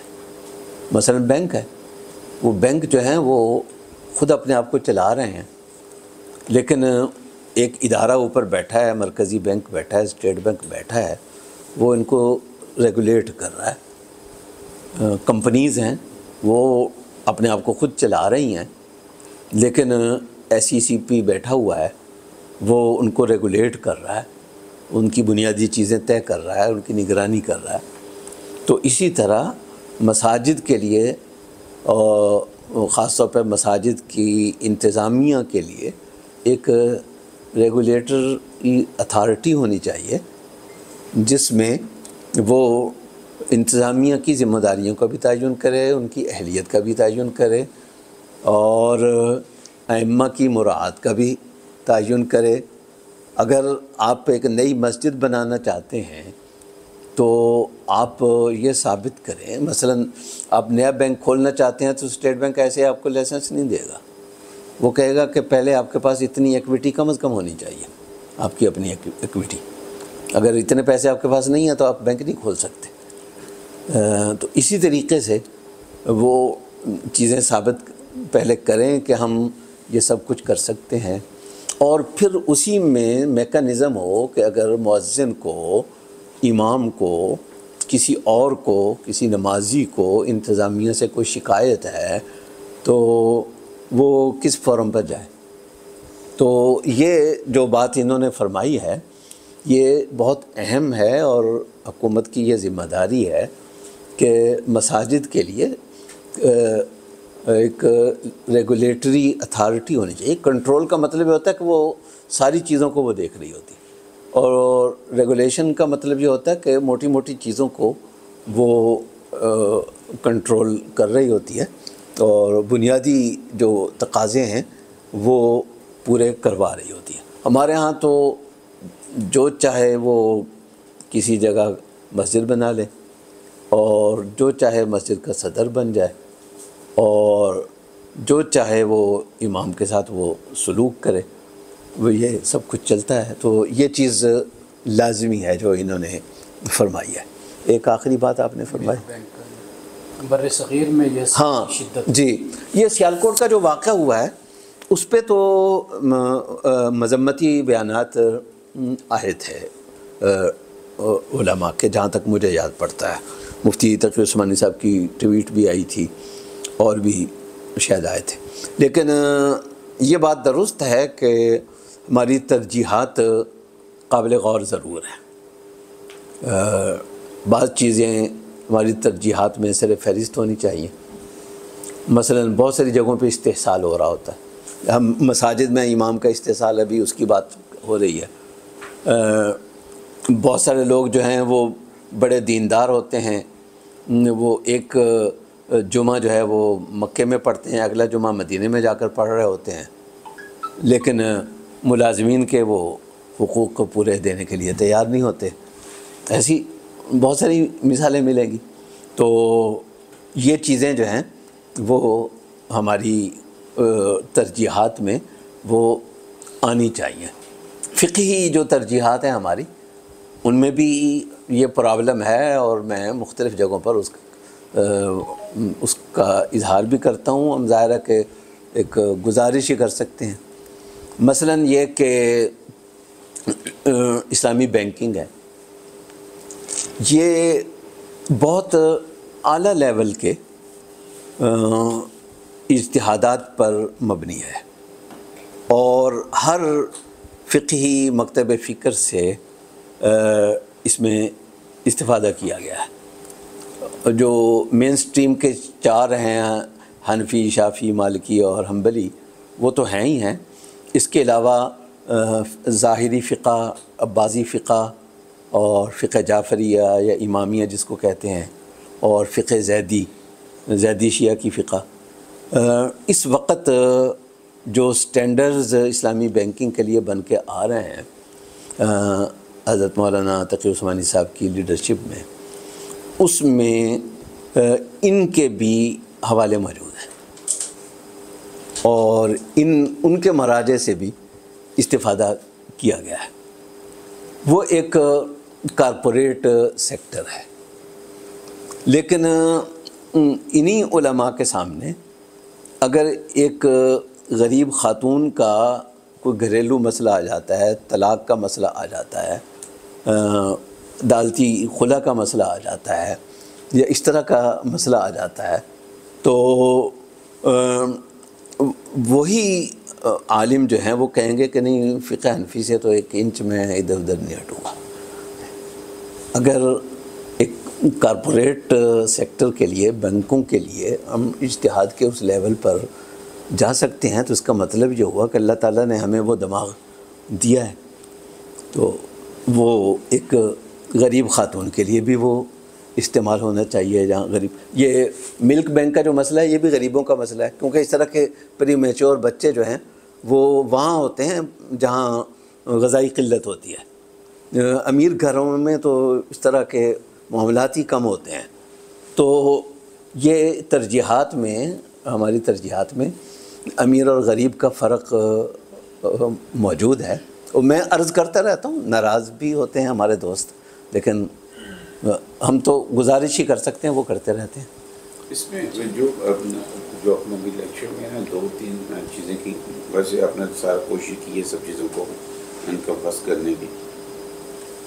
جو عقیدت والا ایلیمنٹ ہے نا، آپ نے بتایا کہ ایک عالم اور اس کے جو اسٹوڈنٹ ہیں ان کے درمیان جو ایک اٹیچمنٹ جو وہ بیسیکلی اس کی 2 چیزیں ہوتی ہیں، اور اس میں عقیدت والا ایلیمنٹ بھی بہت امپورٹنٹ ہو جاتا ہے. اچھا، اب ہماری بدقسمتی یہ ہے کہ ہماری سوسائٹی میں جو عقیدت والا ایلیمنٹ ہے، ڈیفینیٹلی اس کے لیے کوئی آپ کو بہت ساری کوئی لاجکس نہیں ہوتے. جی ظاہر ہے. تو میں آپ کی رسپیکٹ کر رہا ہوں، تو مجھے آپ اچھے لگ رہے ہیں. جی. لیکن ابھی جو ینگر جنریشن ہے نا وہ تھوڑا سا لاجیکلی اور وہ چیزوں کو وہ دیکھتی ہے اس کے کہ ان کے ایکچولی ان کے آفٹر میتھس کیا ہیں اور وہ بندے کو گیج کر رہے ہوتے ہیں.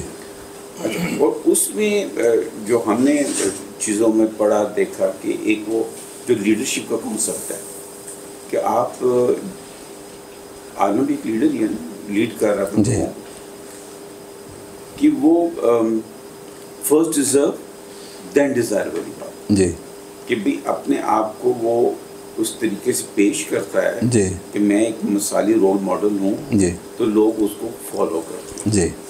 اچھا, اب اس میں جو ہمارے جو صوفیہ کرام والا جو ایلیمنٹ آ جاتا ہے تو نارملی آپ دیکھیں ان کے بہت سارے کیدر مند وہ کیوں ہوتے ہیں کہ سم ہاؤ ان کے بارے میں ایک چیز مشہور ہو گئی ہوتی ہے کہ یہ پیر صاحب جو ہے نا یہ موزہ دکھا دیں گے, یہ دعا کر دیں گے, وہ یہ چیزیں ہو جائیں گی.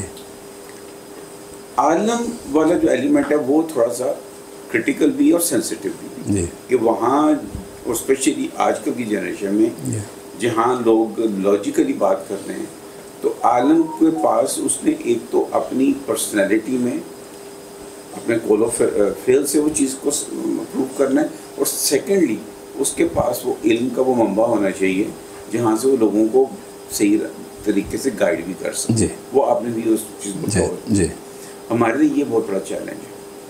اور میری کچھ دن پہلے اپنا مانا صاحب سے بات ہو رہی تھی, ہماری بدقسمتی کیا ہے جو سب سے بڑی بات ہے کہ جس کسی کو کوئی علم کا تھوڑا بہت بھی ادراک ہوتا ہے تو اس کا پہلے یہ ٹارگیٹ ہوتا ہے کہ میں پجیرو پہلے بدلیں کہ جو آپ نے پہلے ایک بات کی کہ عالم وہ ہے جو کہ لوگوں کی جیب پہ نظر نہ رکھے, رادر وہ یہ دیکھے کہ میں نے ڈیلیور کیا کرنا. تو انفارچونیٹلی یہ صرف عالم میں یہ ایک ہاسپٹل ہے ہمارے اوور آل سوسائٹی. اب آپ مراد کی بات ہو رہی تھی, اب سپریم کورٹ یہ جب ججز کو دیکھ لیں, ان کی سارے ان کو کسی کو ٹیکس نہیں لگتا, کیا کیا برات نہیں دی ہوئی ہے. Do you think they are doing the justice? They are not. اور اس چیز سے دوسرا یہ ہے کہ یہ لوگ جو ہمارے عالم ہیں جن کو آپ نے بھی اس کو مینشن کیا کہ جہاں ان کو وائس کرنا چاہیے کہ یہ ہمارے معاشرے میں یہ علم ہے, یہاں انصاف نہیں ہو رہا. آپ کے بڑے بڑے وہ معذرت کے ساتھ تک کہ عثمانی صاحب جا کے وہ گورنر کو کہتے ہیں یہ حضرت عمر بن عبدالعزیز کی طرح کام کرے. سو وہاں جب ایک آپ کا عالم جو ہے وہ اس طریقے سے جو انفلوئنشل جو اتھارٹی والے جو لوگ ہیں ان کو جا کے وہ ان کی وہ ٹی سی کرے گا تو پھر آپ عام پبلک سے کیا ایکسپیکٹ کرتے ہیں, وہ کیا کرے گا. تو یہ بہت بڑے تضادات ہیں, ہپوکریسی ہے ہماری سوسائٹی میں, اور یہ بہت بڑا چیلنج ہے. ہاں وہ میں نے جو کردار کی بات کی تھی اس میں یہی تھا. جی فرمائیے.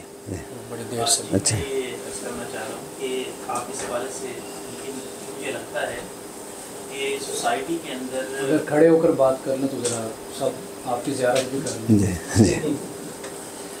جی سوسائٹی کے اندر جو وسعت ہے اس حوالے سے اور روانی کے اعتبار سے جو ہماری صوفی روایت ہے وہ ہمیں بہت آگے اور کامیاب نظر آتی ہے, جبکہ ہمارے ہاں جو روایتی فقہی روایت ہے وہ نارملی رکاوٹ بن جاتی ہے. اور صوفیہ کے نام پہ سماج کو تبدیل کرنا, لوگوں کو جوڑنا, اپنے ساتھ لے کر چلنا اور زمانے کے جو عملی تقاضے ہیں ان کو سمجھنا اور اس روانی میں رہنا ہمیں زیادہ ایک فلو میں نظر آتا ہے, بلکہ ایک روزمرہ نظر آتا ہے. اور اسی وجہ سے شاید وہ بڑے پیمانے پہ سماج کو متاثر بھی کر سکے اور تبدیل بھی کر سکے, اور ان سے آج تک لوگ جڑے ہوئے ہیں. تو جبکہ دوسری جو روایت ہے وہ نہ صرف رکاوٹ بنتی ہے بلکہ بیزاری کا بھی باعث بنی, اور پھر تھوڑا سا آگے لے کر چلیں تو تشکیک و الحاد تک لے گئے. جی ہاں, یہ ایک فرق ہے, اور خود کئی اہل علم نے اس فرق کو ہائی لائٹ کیا ہے. خاص طور پر مولانا تھانوی نے تو مختلف جگہوں پر وہ کیا ہے. ہمارے ہاں میں پہلے بھی ان حضرات سے دوستوں سے بات کر رہا تھا کہ تصوف کی روایت تو رہی ہے اور اب بھی کسی نہ کسی درجے میں چل رہی ہے، خاص طور پر بریلوی اور دیوبندی مکتب فکر میں۔ ایک تھوڑا سا پیچھے جائیں تو اہل حدیث حضرات میں بھی تصوف کی روایت تھی، وہاں بھی موجود تھی۔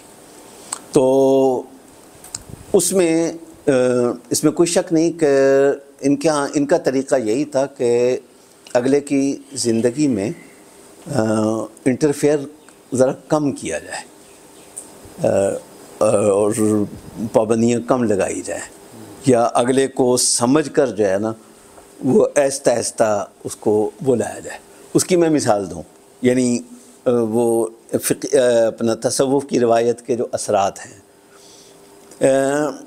اپنا ریونڈ کے حاجی عبدالوہاب صاحب سے پہلے جو ہوتے تھے ایک سربراہ، بابو صاحب ان کو کہتے تھے، نام میرے ذہن سے نکل گیا، کیا تھا؟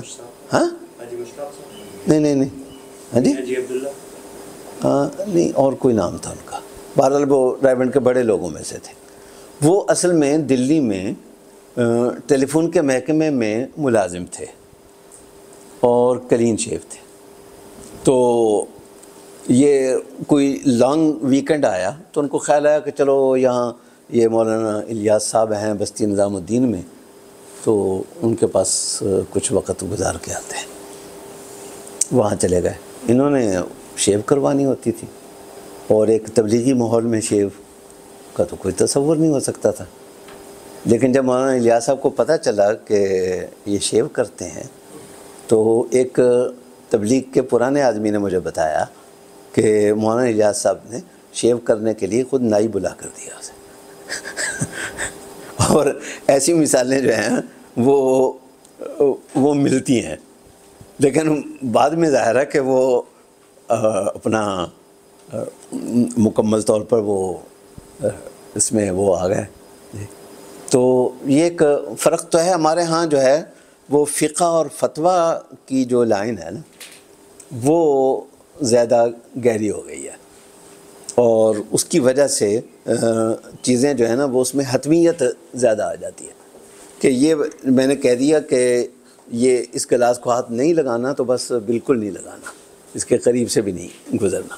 تو یہ فرق ہے ہمارے ہاں، یہ فرق ہے اصل میں کہ ہمارے ہاں جو فقہ اور فتویٰ کی جو اتھارٹی ہے نا وہ ذرا زیادہ حاوی ہو گئی ہے۔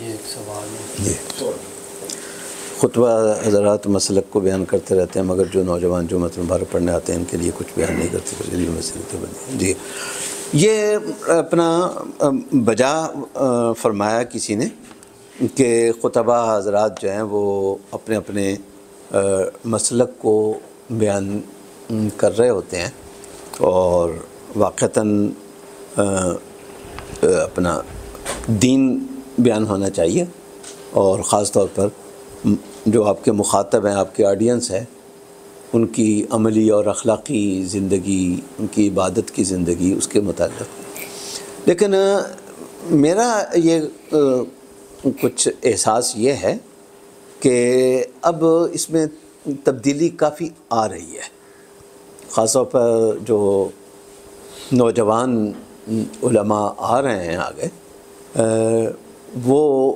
ان میں کافی بہتری ہے۔ یعنی یہ ہوتا ضرور ہے مسلک، لیکن یا کفر کے فتوے جس طرح سے ہم کہہ دیتے ہیں، سائنٹیفکلی اس کو اگر کسی سروے کے انداز میں یا اس کے انداز میں دیکھیں تو پھر صحیح پتہ چلے گا کہ یہ کس حد تک ہے۔ یعنی یہ بھی ایک بیانیہ ہی ہے کہ ہر مسجد میں کفر کے فتوے لگ رہے ہوتے ہیں، اور یا ہر مسجد میں ہر جمعے جو ہے وہ مسلک ہی بیان ہو رہا ہوتا ہے، یا اس میں بھی کچھ مبالغہ آ رہی ہے۔ اس پہ جو ہے وہ کوئی سروے ہونا چاہیے۔ ایسے میں نوجوان خود بھی ایفرٹ نہیں کرتے، ہر معاملے میں محنت کرتے ہیں، اس معاملے میں دین کے معاملے میں محنت نہیں کرتے۔ جی، یہ ایک بڑی اہم بات ہے۔ میں ایک مسجد میں بیٹھا تو وضو کر رہے تھے، तो एक नौजवान ना कोई इमाम साहब को कहता मसला की बयान करी जाना, कभी और भी बयान कुछ बयान कर दिया जी, इस तरह ना जी वो जी। नहीं, ये मैं नहीं कहता कि मसलक बयान नहीं होता, वो इस तरह की फ़िरका वाराना तकरीरें भी होती हैं, लेकिन परसेंटेज अगर देखें तो जी हाँ। आप ज़फ़र साहब आज का जो मौजूद है वो ये था ना कि नौजवान नस्ल और उलमाए दीन के आपस में ताल्लुक दूरी हो रही है जी, आपके सामने सुन आखिर में गुजारिश करूँगा कि हमारे नौजवानों को ये थोड़ा सा तालिए है कि ये फ़र्क कैसे कम किया जा सकता है। हाँ, यही मैंने अर्ज़ किया ना कि उस गैप की वजूहात ये हैं, तो इन वजूहात पे हम अगर कंट्रोल कर लेंगे तो इंशाअल्लाह ये गैप भी कम हो जाएगा। एक सवाल जी जी, फरमाइए। एक नौजवान था, नमाज वगैरह तो पढ़ता था, शादी हुई, किसी वजह से तलाक हो गई, वो एक अदारे में जाता है तो कहते हैं तलाक हो गई, फतवा लेने के लिए। दूसरे अदारे में जाता है बी के बाद, तो वो भी कहते हैं तलाक हो गई। अब वो कहता है कि मैं नमाज भी पढ़ता हूँ, ठीक है, लेकिन मुझे दीन कोई हाल नहीं दे रहा, जबकि दीन, और हम उलमा से ही सुनते हैं कि दीन के अंदर हर चीज़ का हल है।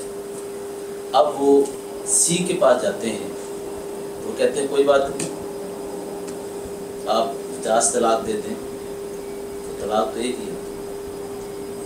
अब वो नौजवान इस हद तक पहुंचा है, वो कहता है मेरे लिए दीन में कुछ नहीं, क्योंकि मुझे इन अदारों ने कुछ नहीं दिया, दीनी अदारों ने, हालांकि मैं नमाज भी पढ़ता था।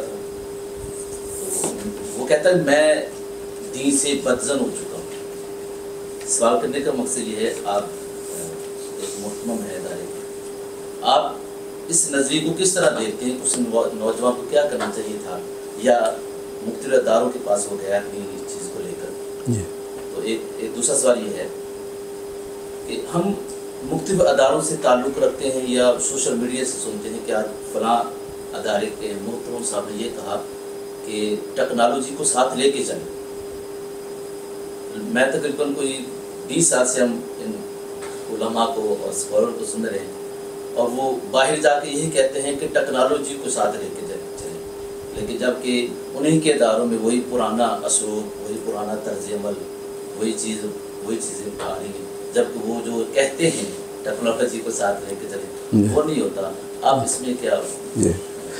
जहाँ तक पहली बात है ना, तो उसमें यह है कि ये बात कि एक ही मसले में मुख्तलिफ फतावा सामने आ जाए, ये तो सहाबा के ज़माने में भी होता था। तो उसमें अमल करने वाले का ये होता है कि या तो अगर आपको किसी शख्सियत पर ज़्यादा एतमाद है तो उसको फॉलो कर लें, या फिर वो जो 2-3 फतवे आपके सामने हैं उनमें से जो आपके दिल को लगता है ज़्यादा आपको इत्मीनान उस पर महसूस हो रहा है, उस पर अमल कर लें। तो ये यानी ये प्रोसीजर, ये उसके उसूल मौजूद हैं कि अगर आपके सामने मुख्तलिफ फतावा मौजूद हों तो आपने क्या करना है। जहाँ तक टेक्नोलॉजी की बात है, तो अब तो अल्हम्दुलिल्लाह मदारिस में काफ़ी हद तक ये चीज़ें भी सिखाई जाने लगी हैं। हमारे यहाँ बाकायदा कंप्यूटर लैब है और उससे मुतल्लिक़ा जितनी चीज़ें हैं वो सिखाई जाती हैं। अलबत्ता इसमें फ़र्क ये होता है कि जिन मदारिस के पास वसाइल ज़्यादा होते हैं वो ज़रा इस तरह के इंतज़ामात बेहतर कर लेते हैं, और जिनके पास वसाइल कम होते हैं उनका हाँ ज़रा ये चीज़ें कम होती हैं। उसमें बस ये मसला है कि यानी होने ये चाहिए कि अगर आपके पास वसाइल कम हैं तो आप नया इदारा शुरू ही ना करें जो पहले से चल रहे हैं। यानी काम घसीटने की बजाय, काम तो करना चाहिए ना घसीटने की बजाय, तो अगर आपने काम घसीटना है तो बेहतर है शुरू ही ना करें। और अगर आप काम प्रॉपर तरीके से कर सकते हैं तो फिर आपको शुरू करना चाहिए। آپ کچھ سر؟ جی مجھے یہ لگتا ہے کہ جیسے آپ نے سد ذریعہ کا ذکر کیا، یہ آخری سوال ہے جی، اور اس حوالے سے معاشرے کے اندر ایک گھٹن پیدا ہوئی محسوس ہوتی ہے جب بھی ہم جدید پس منظر کے اندر دیکھتے ہیں جدید ناظرین، اور جیسے شیخ یوسف القرضاوی نے ہجرا پہ لکھا کہ ہمارے مشاعر اس طرح سے آوازیں لگاتے ہیں یا اس طرح سے سوالات کے جوابات دیتے ہیں یا اس طرح سے فتاویٰ جاری کرتے ہیں جیسے وہ قبروں سے پکار رہے ہیں۔ تو سد ذریعہ کا یہ جو بے محاور استعمال ہے یا اتنا قاہرانہ جانا استعمال ہے، کیا اس حوالے سے کوئی ایسا لٹریچر موجود ہے جس میں سد ذریعہ کی حدود طے کی گئی ہوں؟ کیونکہ یہ تو ہر ایک شخص کے مزاج کے ساتھ سد ذریعہ بدل سکتا ہے۔ جی ہاں، عربی میں تو اس پہ خاصا کام ہوا ہے۔ اب کوئی متعین کتاب تو میرے ذہن میں نہیں آ رہی، لیکن خاص طور پہ قواعد فقہیہ پہ جو کچھ لکھا گیا ہے، اور خاص طور پہ صرف اس پر بھی اگر آپ گوگل کریں گے تو عربی میں تو کافی کتابیں مل جائیں گی، اور ماشاءاللہ ہمارے بزرگ ترجمے بھی کرواتے رہتے ہیں۔ اگر اس طرح کے موضوع پر بھی آج کی کسی سکالر کی کسی کتاب کا ترجمہ کروا لیں تو ایک اچھی خدمت ہو جائے گی، کیونکہ عربوں میں یہ اس طرح کی جتنی بھی چیزیں نا وہ ضوابط سے تعبیر کرتے ہیں، ضوابط فلاں ضوابط فلاں، تو ضوابط سد ذریعہ کے عنوان سے کافی چیزیں اردو میں میرے ذہن میں نہیں آ رہا۔ کام ہوگا، کافی ہوگا اس پر جی، کئی دفعہ پوری کتاب نہیں ہوتی لیکن فصل کوئی باب ہاں وہ مل جاتا ہے۔ سوال کریں۔ اچھا، ہمارے آپ نے کافی چیزیں اچھے طریقے سے ایکسپلین کی کہ کہاں کہاں پہ گیپس ہیں جہاں پہ ہمارے علماء کو کام کرنے کی ضرورت ہے۔ کچھ ایسی چیزیں ہیں جن پہ شٹ اپ کال دے دی جاتی ہے اور کہہ دیا جاتا ہے کہ یہ ہماری ڈیڈ لائن ہے، اس سے آگے ہم کچھ نہیں سنیں گے، اور یہ ایک ایسا جملہ ہے جو میں اسی طرح دہرا رہا ہوں جس طرح سے مجھے سنا میں نے کہ یہ ہماری ڈیڈ لائن ہے، اس سے آگے کچھ نہیں سنا گیا۔ شخصی آزادی کی جدید ابحاث ہیں، کوئرنس کی جو ابحاث آج کل آ رہی ہیں اس میں بہت زیادہ کام ہو رہا ہے۔ میں نے ریسنٹلی ایک آرٹیکل پڑھا کیو تھیولوجی، اس کے اندر بھی اس کو ڈسکس کیا جا رہا ہے۔ اس کے ساتھ ساتھ پھر میریٹل ریپ کے معاملات ہیں، اس کے علاوہ پھر اگر ہم دیکھیں تو ہوموسیکچوئلٹی کی بہت سی ایسی چیزیں ہیں جو ہمارے یہاں ڈسکس ہو رہی ہیں۔ کہیں میرے خیال میں پارلیمنٹ میں بھی پچھلے سال اس طرح کا ایک بات جماعت اسلامی کی طرف سے جو ہے نا وہ بات کی گئی تھی، وہ ٹرانسجینڈر کی تھی، ٹرانسجینڈر کے اندر یہ ساری چیزیں، ہاں جی، وہ جیسے ہمارے یہاں مکس کر دیا جاتا ہے کہ اس کی وجہ سے پھر یہ ہوگا تو پھر یہ ہو جائے گا، تو اس لیے پھر یہی غلط ہے۔ تو یہ والی جو ابحاث ہیں اس پہ ہمارے بہت جو چھوٹے کے اسکالرس ہیں ان کی طرف سے بھی ایک شٹ اپ کال دے دی جاتی ہے اور کہہ دیا جاتا ہے کہ اس پہ بات نہیں ہو سکتی۔ اب اس سے میں نے دیکھا ہے کہ بہت سے لوگ جنہوں نے اسی طرح کی محفل میں ایک بڑے پلیٹ فارم پہ اس طرح کی بات کی تھی، تو اس کے بعد انہوں نے کہا کہ اس پلیٹ فارم پہ آنے کی ضرورت ہی نہیں، اور وہ ایک آئینی پلیٹ فارم تھا تو جہاں پہ لوگ آتے ہیں بات کرتے ہیں اور آئینی طریقے سے ان کو جواب دیا جاتا ہے۔ تو اگر اس طرح کے جو مذہبی پلیٹ فارمز ہیں جن کو ایک آئینی حیثیت حاصل ہے وہاں سے اس طرح کی بات کی جائے گی تو پھر باقی جو پلیٹ فارمز ہیں ان کا کیا حال ہوگا؟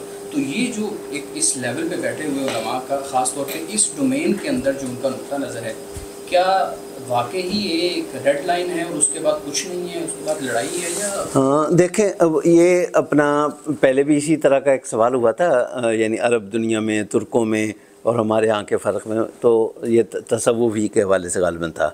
تو اس میں بھی میں نے عرض کیا تھا کہ ہمارے ہاں فتوے کی جو وہ اتھارٹی ہے نا وہ ہو گئی ہے بہت زیادہ مضبوط، اور اس کے نتیجے میں جب فتویٰ آ جاتا ہے تو وہ فل سٹاپ ہوتا ہے، اس کے آگے پھر وہ کچھ نہیں ہوتا، یعنی آپ کچھ نہیں کہہ سکتے۔ مثلا آپ ملک بینک کے بارے میں اگر آپ کہہ دیں کہ نہیں اس میں یہ بھی ہے، یہ یوں بھی اس کو دیکھا جا سکتا ہے، تو وہ کہیں گے نہیں جی فلاں جگہ سے فتویٰ آ گیا ہے، اب کیسے کہہ سکتے ہیں، فلاں جگہ سے فتویٰ آ گیا ہے۔ جبکہ ہمارے قدیم علماء جو ہیں وہ آرٹیکل لکھا کرتے تھے فتوے کی بجائے، یعنی آرٹیکل ہمارے قدیم علماء کی زبان میں انہیں رسائل کہتے تھے، رسائل ابن عابدین، رسائل ابن نجیم، رسائل ملا علی قاری، یعنی اور آج کل انہیں آرٹیکل کہہ دیتے ہیں۔ عرب آج کل بھی اب وہ آرٹیکل لکھ رہے ہیں۔ آرٹیکل کا مطلب یہ ہوتا ہے کہ دلائل کے ساتھ ایک رائے میں نے پیش کر دی ہے، اور یا رسالے کا بھی یہی مطلب ہوتا ہے جو ہمارے قدیم علماء فقہاء لکھتے رہے، اور فتوے کا مطلب یہ ہوتا ہے کہ یہ فل سٹاپ ہے۔ تو یہاں سے یہ فرق آتا ہے۔ باقی جہاں تک آئینی فورمز کی بات کر رہے ہیں تو بات ہے تو تھوڑی سی ہے عجیب سی، لیکن بہرحال ہماری حکومتوں کی بھی کچھ اس میں وہ ہے نا، اس کا آپ یہاں سے اندازہ لگا سکتے ہیں نا کہ اسلامی نظریاتی کونسل ہمارا بڑا موقر ادارہ ہے۔ بنیادی طور پر یہ ادارہ جو ہے وہ اجتہاد کے لیے بنا ہوا ہے، لیکن اگر آپ وہاں بھرتی کو دیکھیں تو اکثر وہ حضرات بیٹھے ہوئے ہیں جو اجتہاد کو جائز ہی نہیں سمجھتے۔ یعنی وہ آئین ہمارا دستور کہتا ہے کہ ہم قرآن و سنت کے پابند ہیں، یعنی کہ فقہ کے پابند نہیں ہیں، لیکن وہاں جتنے لوگ بیٹھے ہوئے ہیں وہ تو صرف فقہ کے نہیں بلکہ کچھ اکابر کے یا کسی اعلیٰ حضرت کے پابند ہیں۔ وہ تو وہاں جب اس طرح کے لوگ آپ آئینی اداروں میں بٹھائیں گے اور کوئی پڑھا لکھا بندہ وہاں، اس کی وجہ یہ ہے کہ وہ سیاسی بنیادیں ہوتی ہیں۔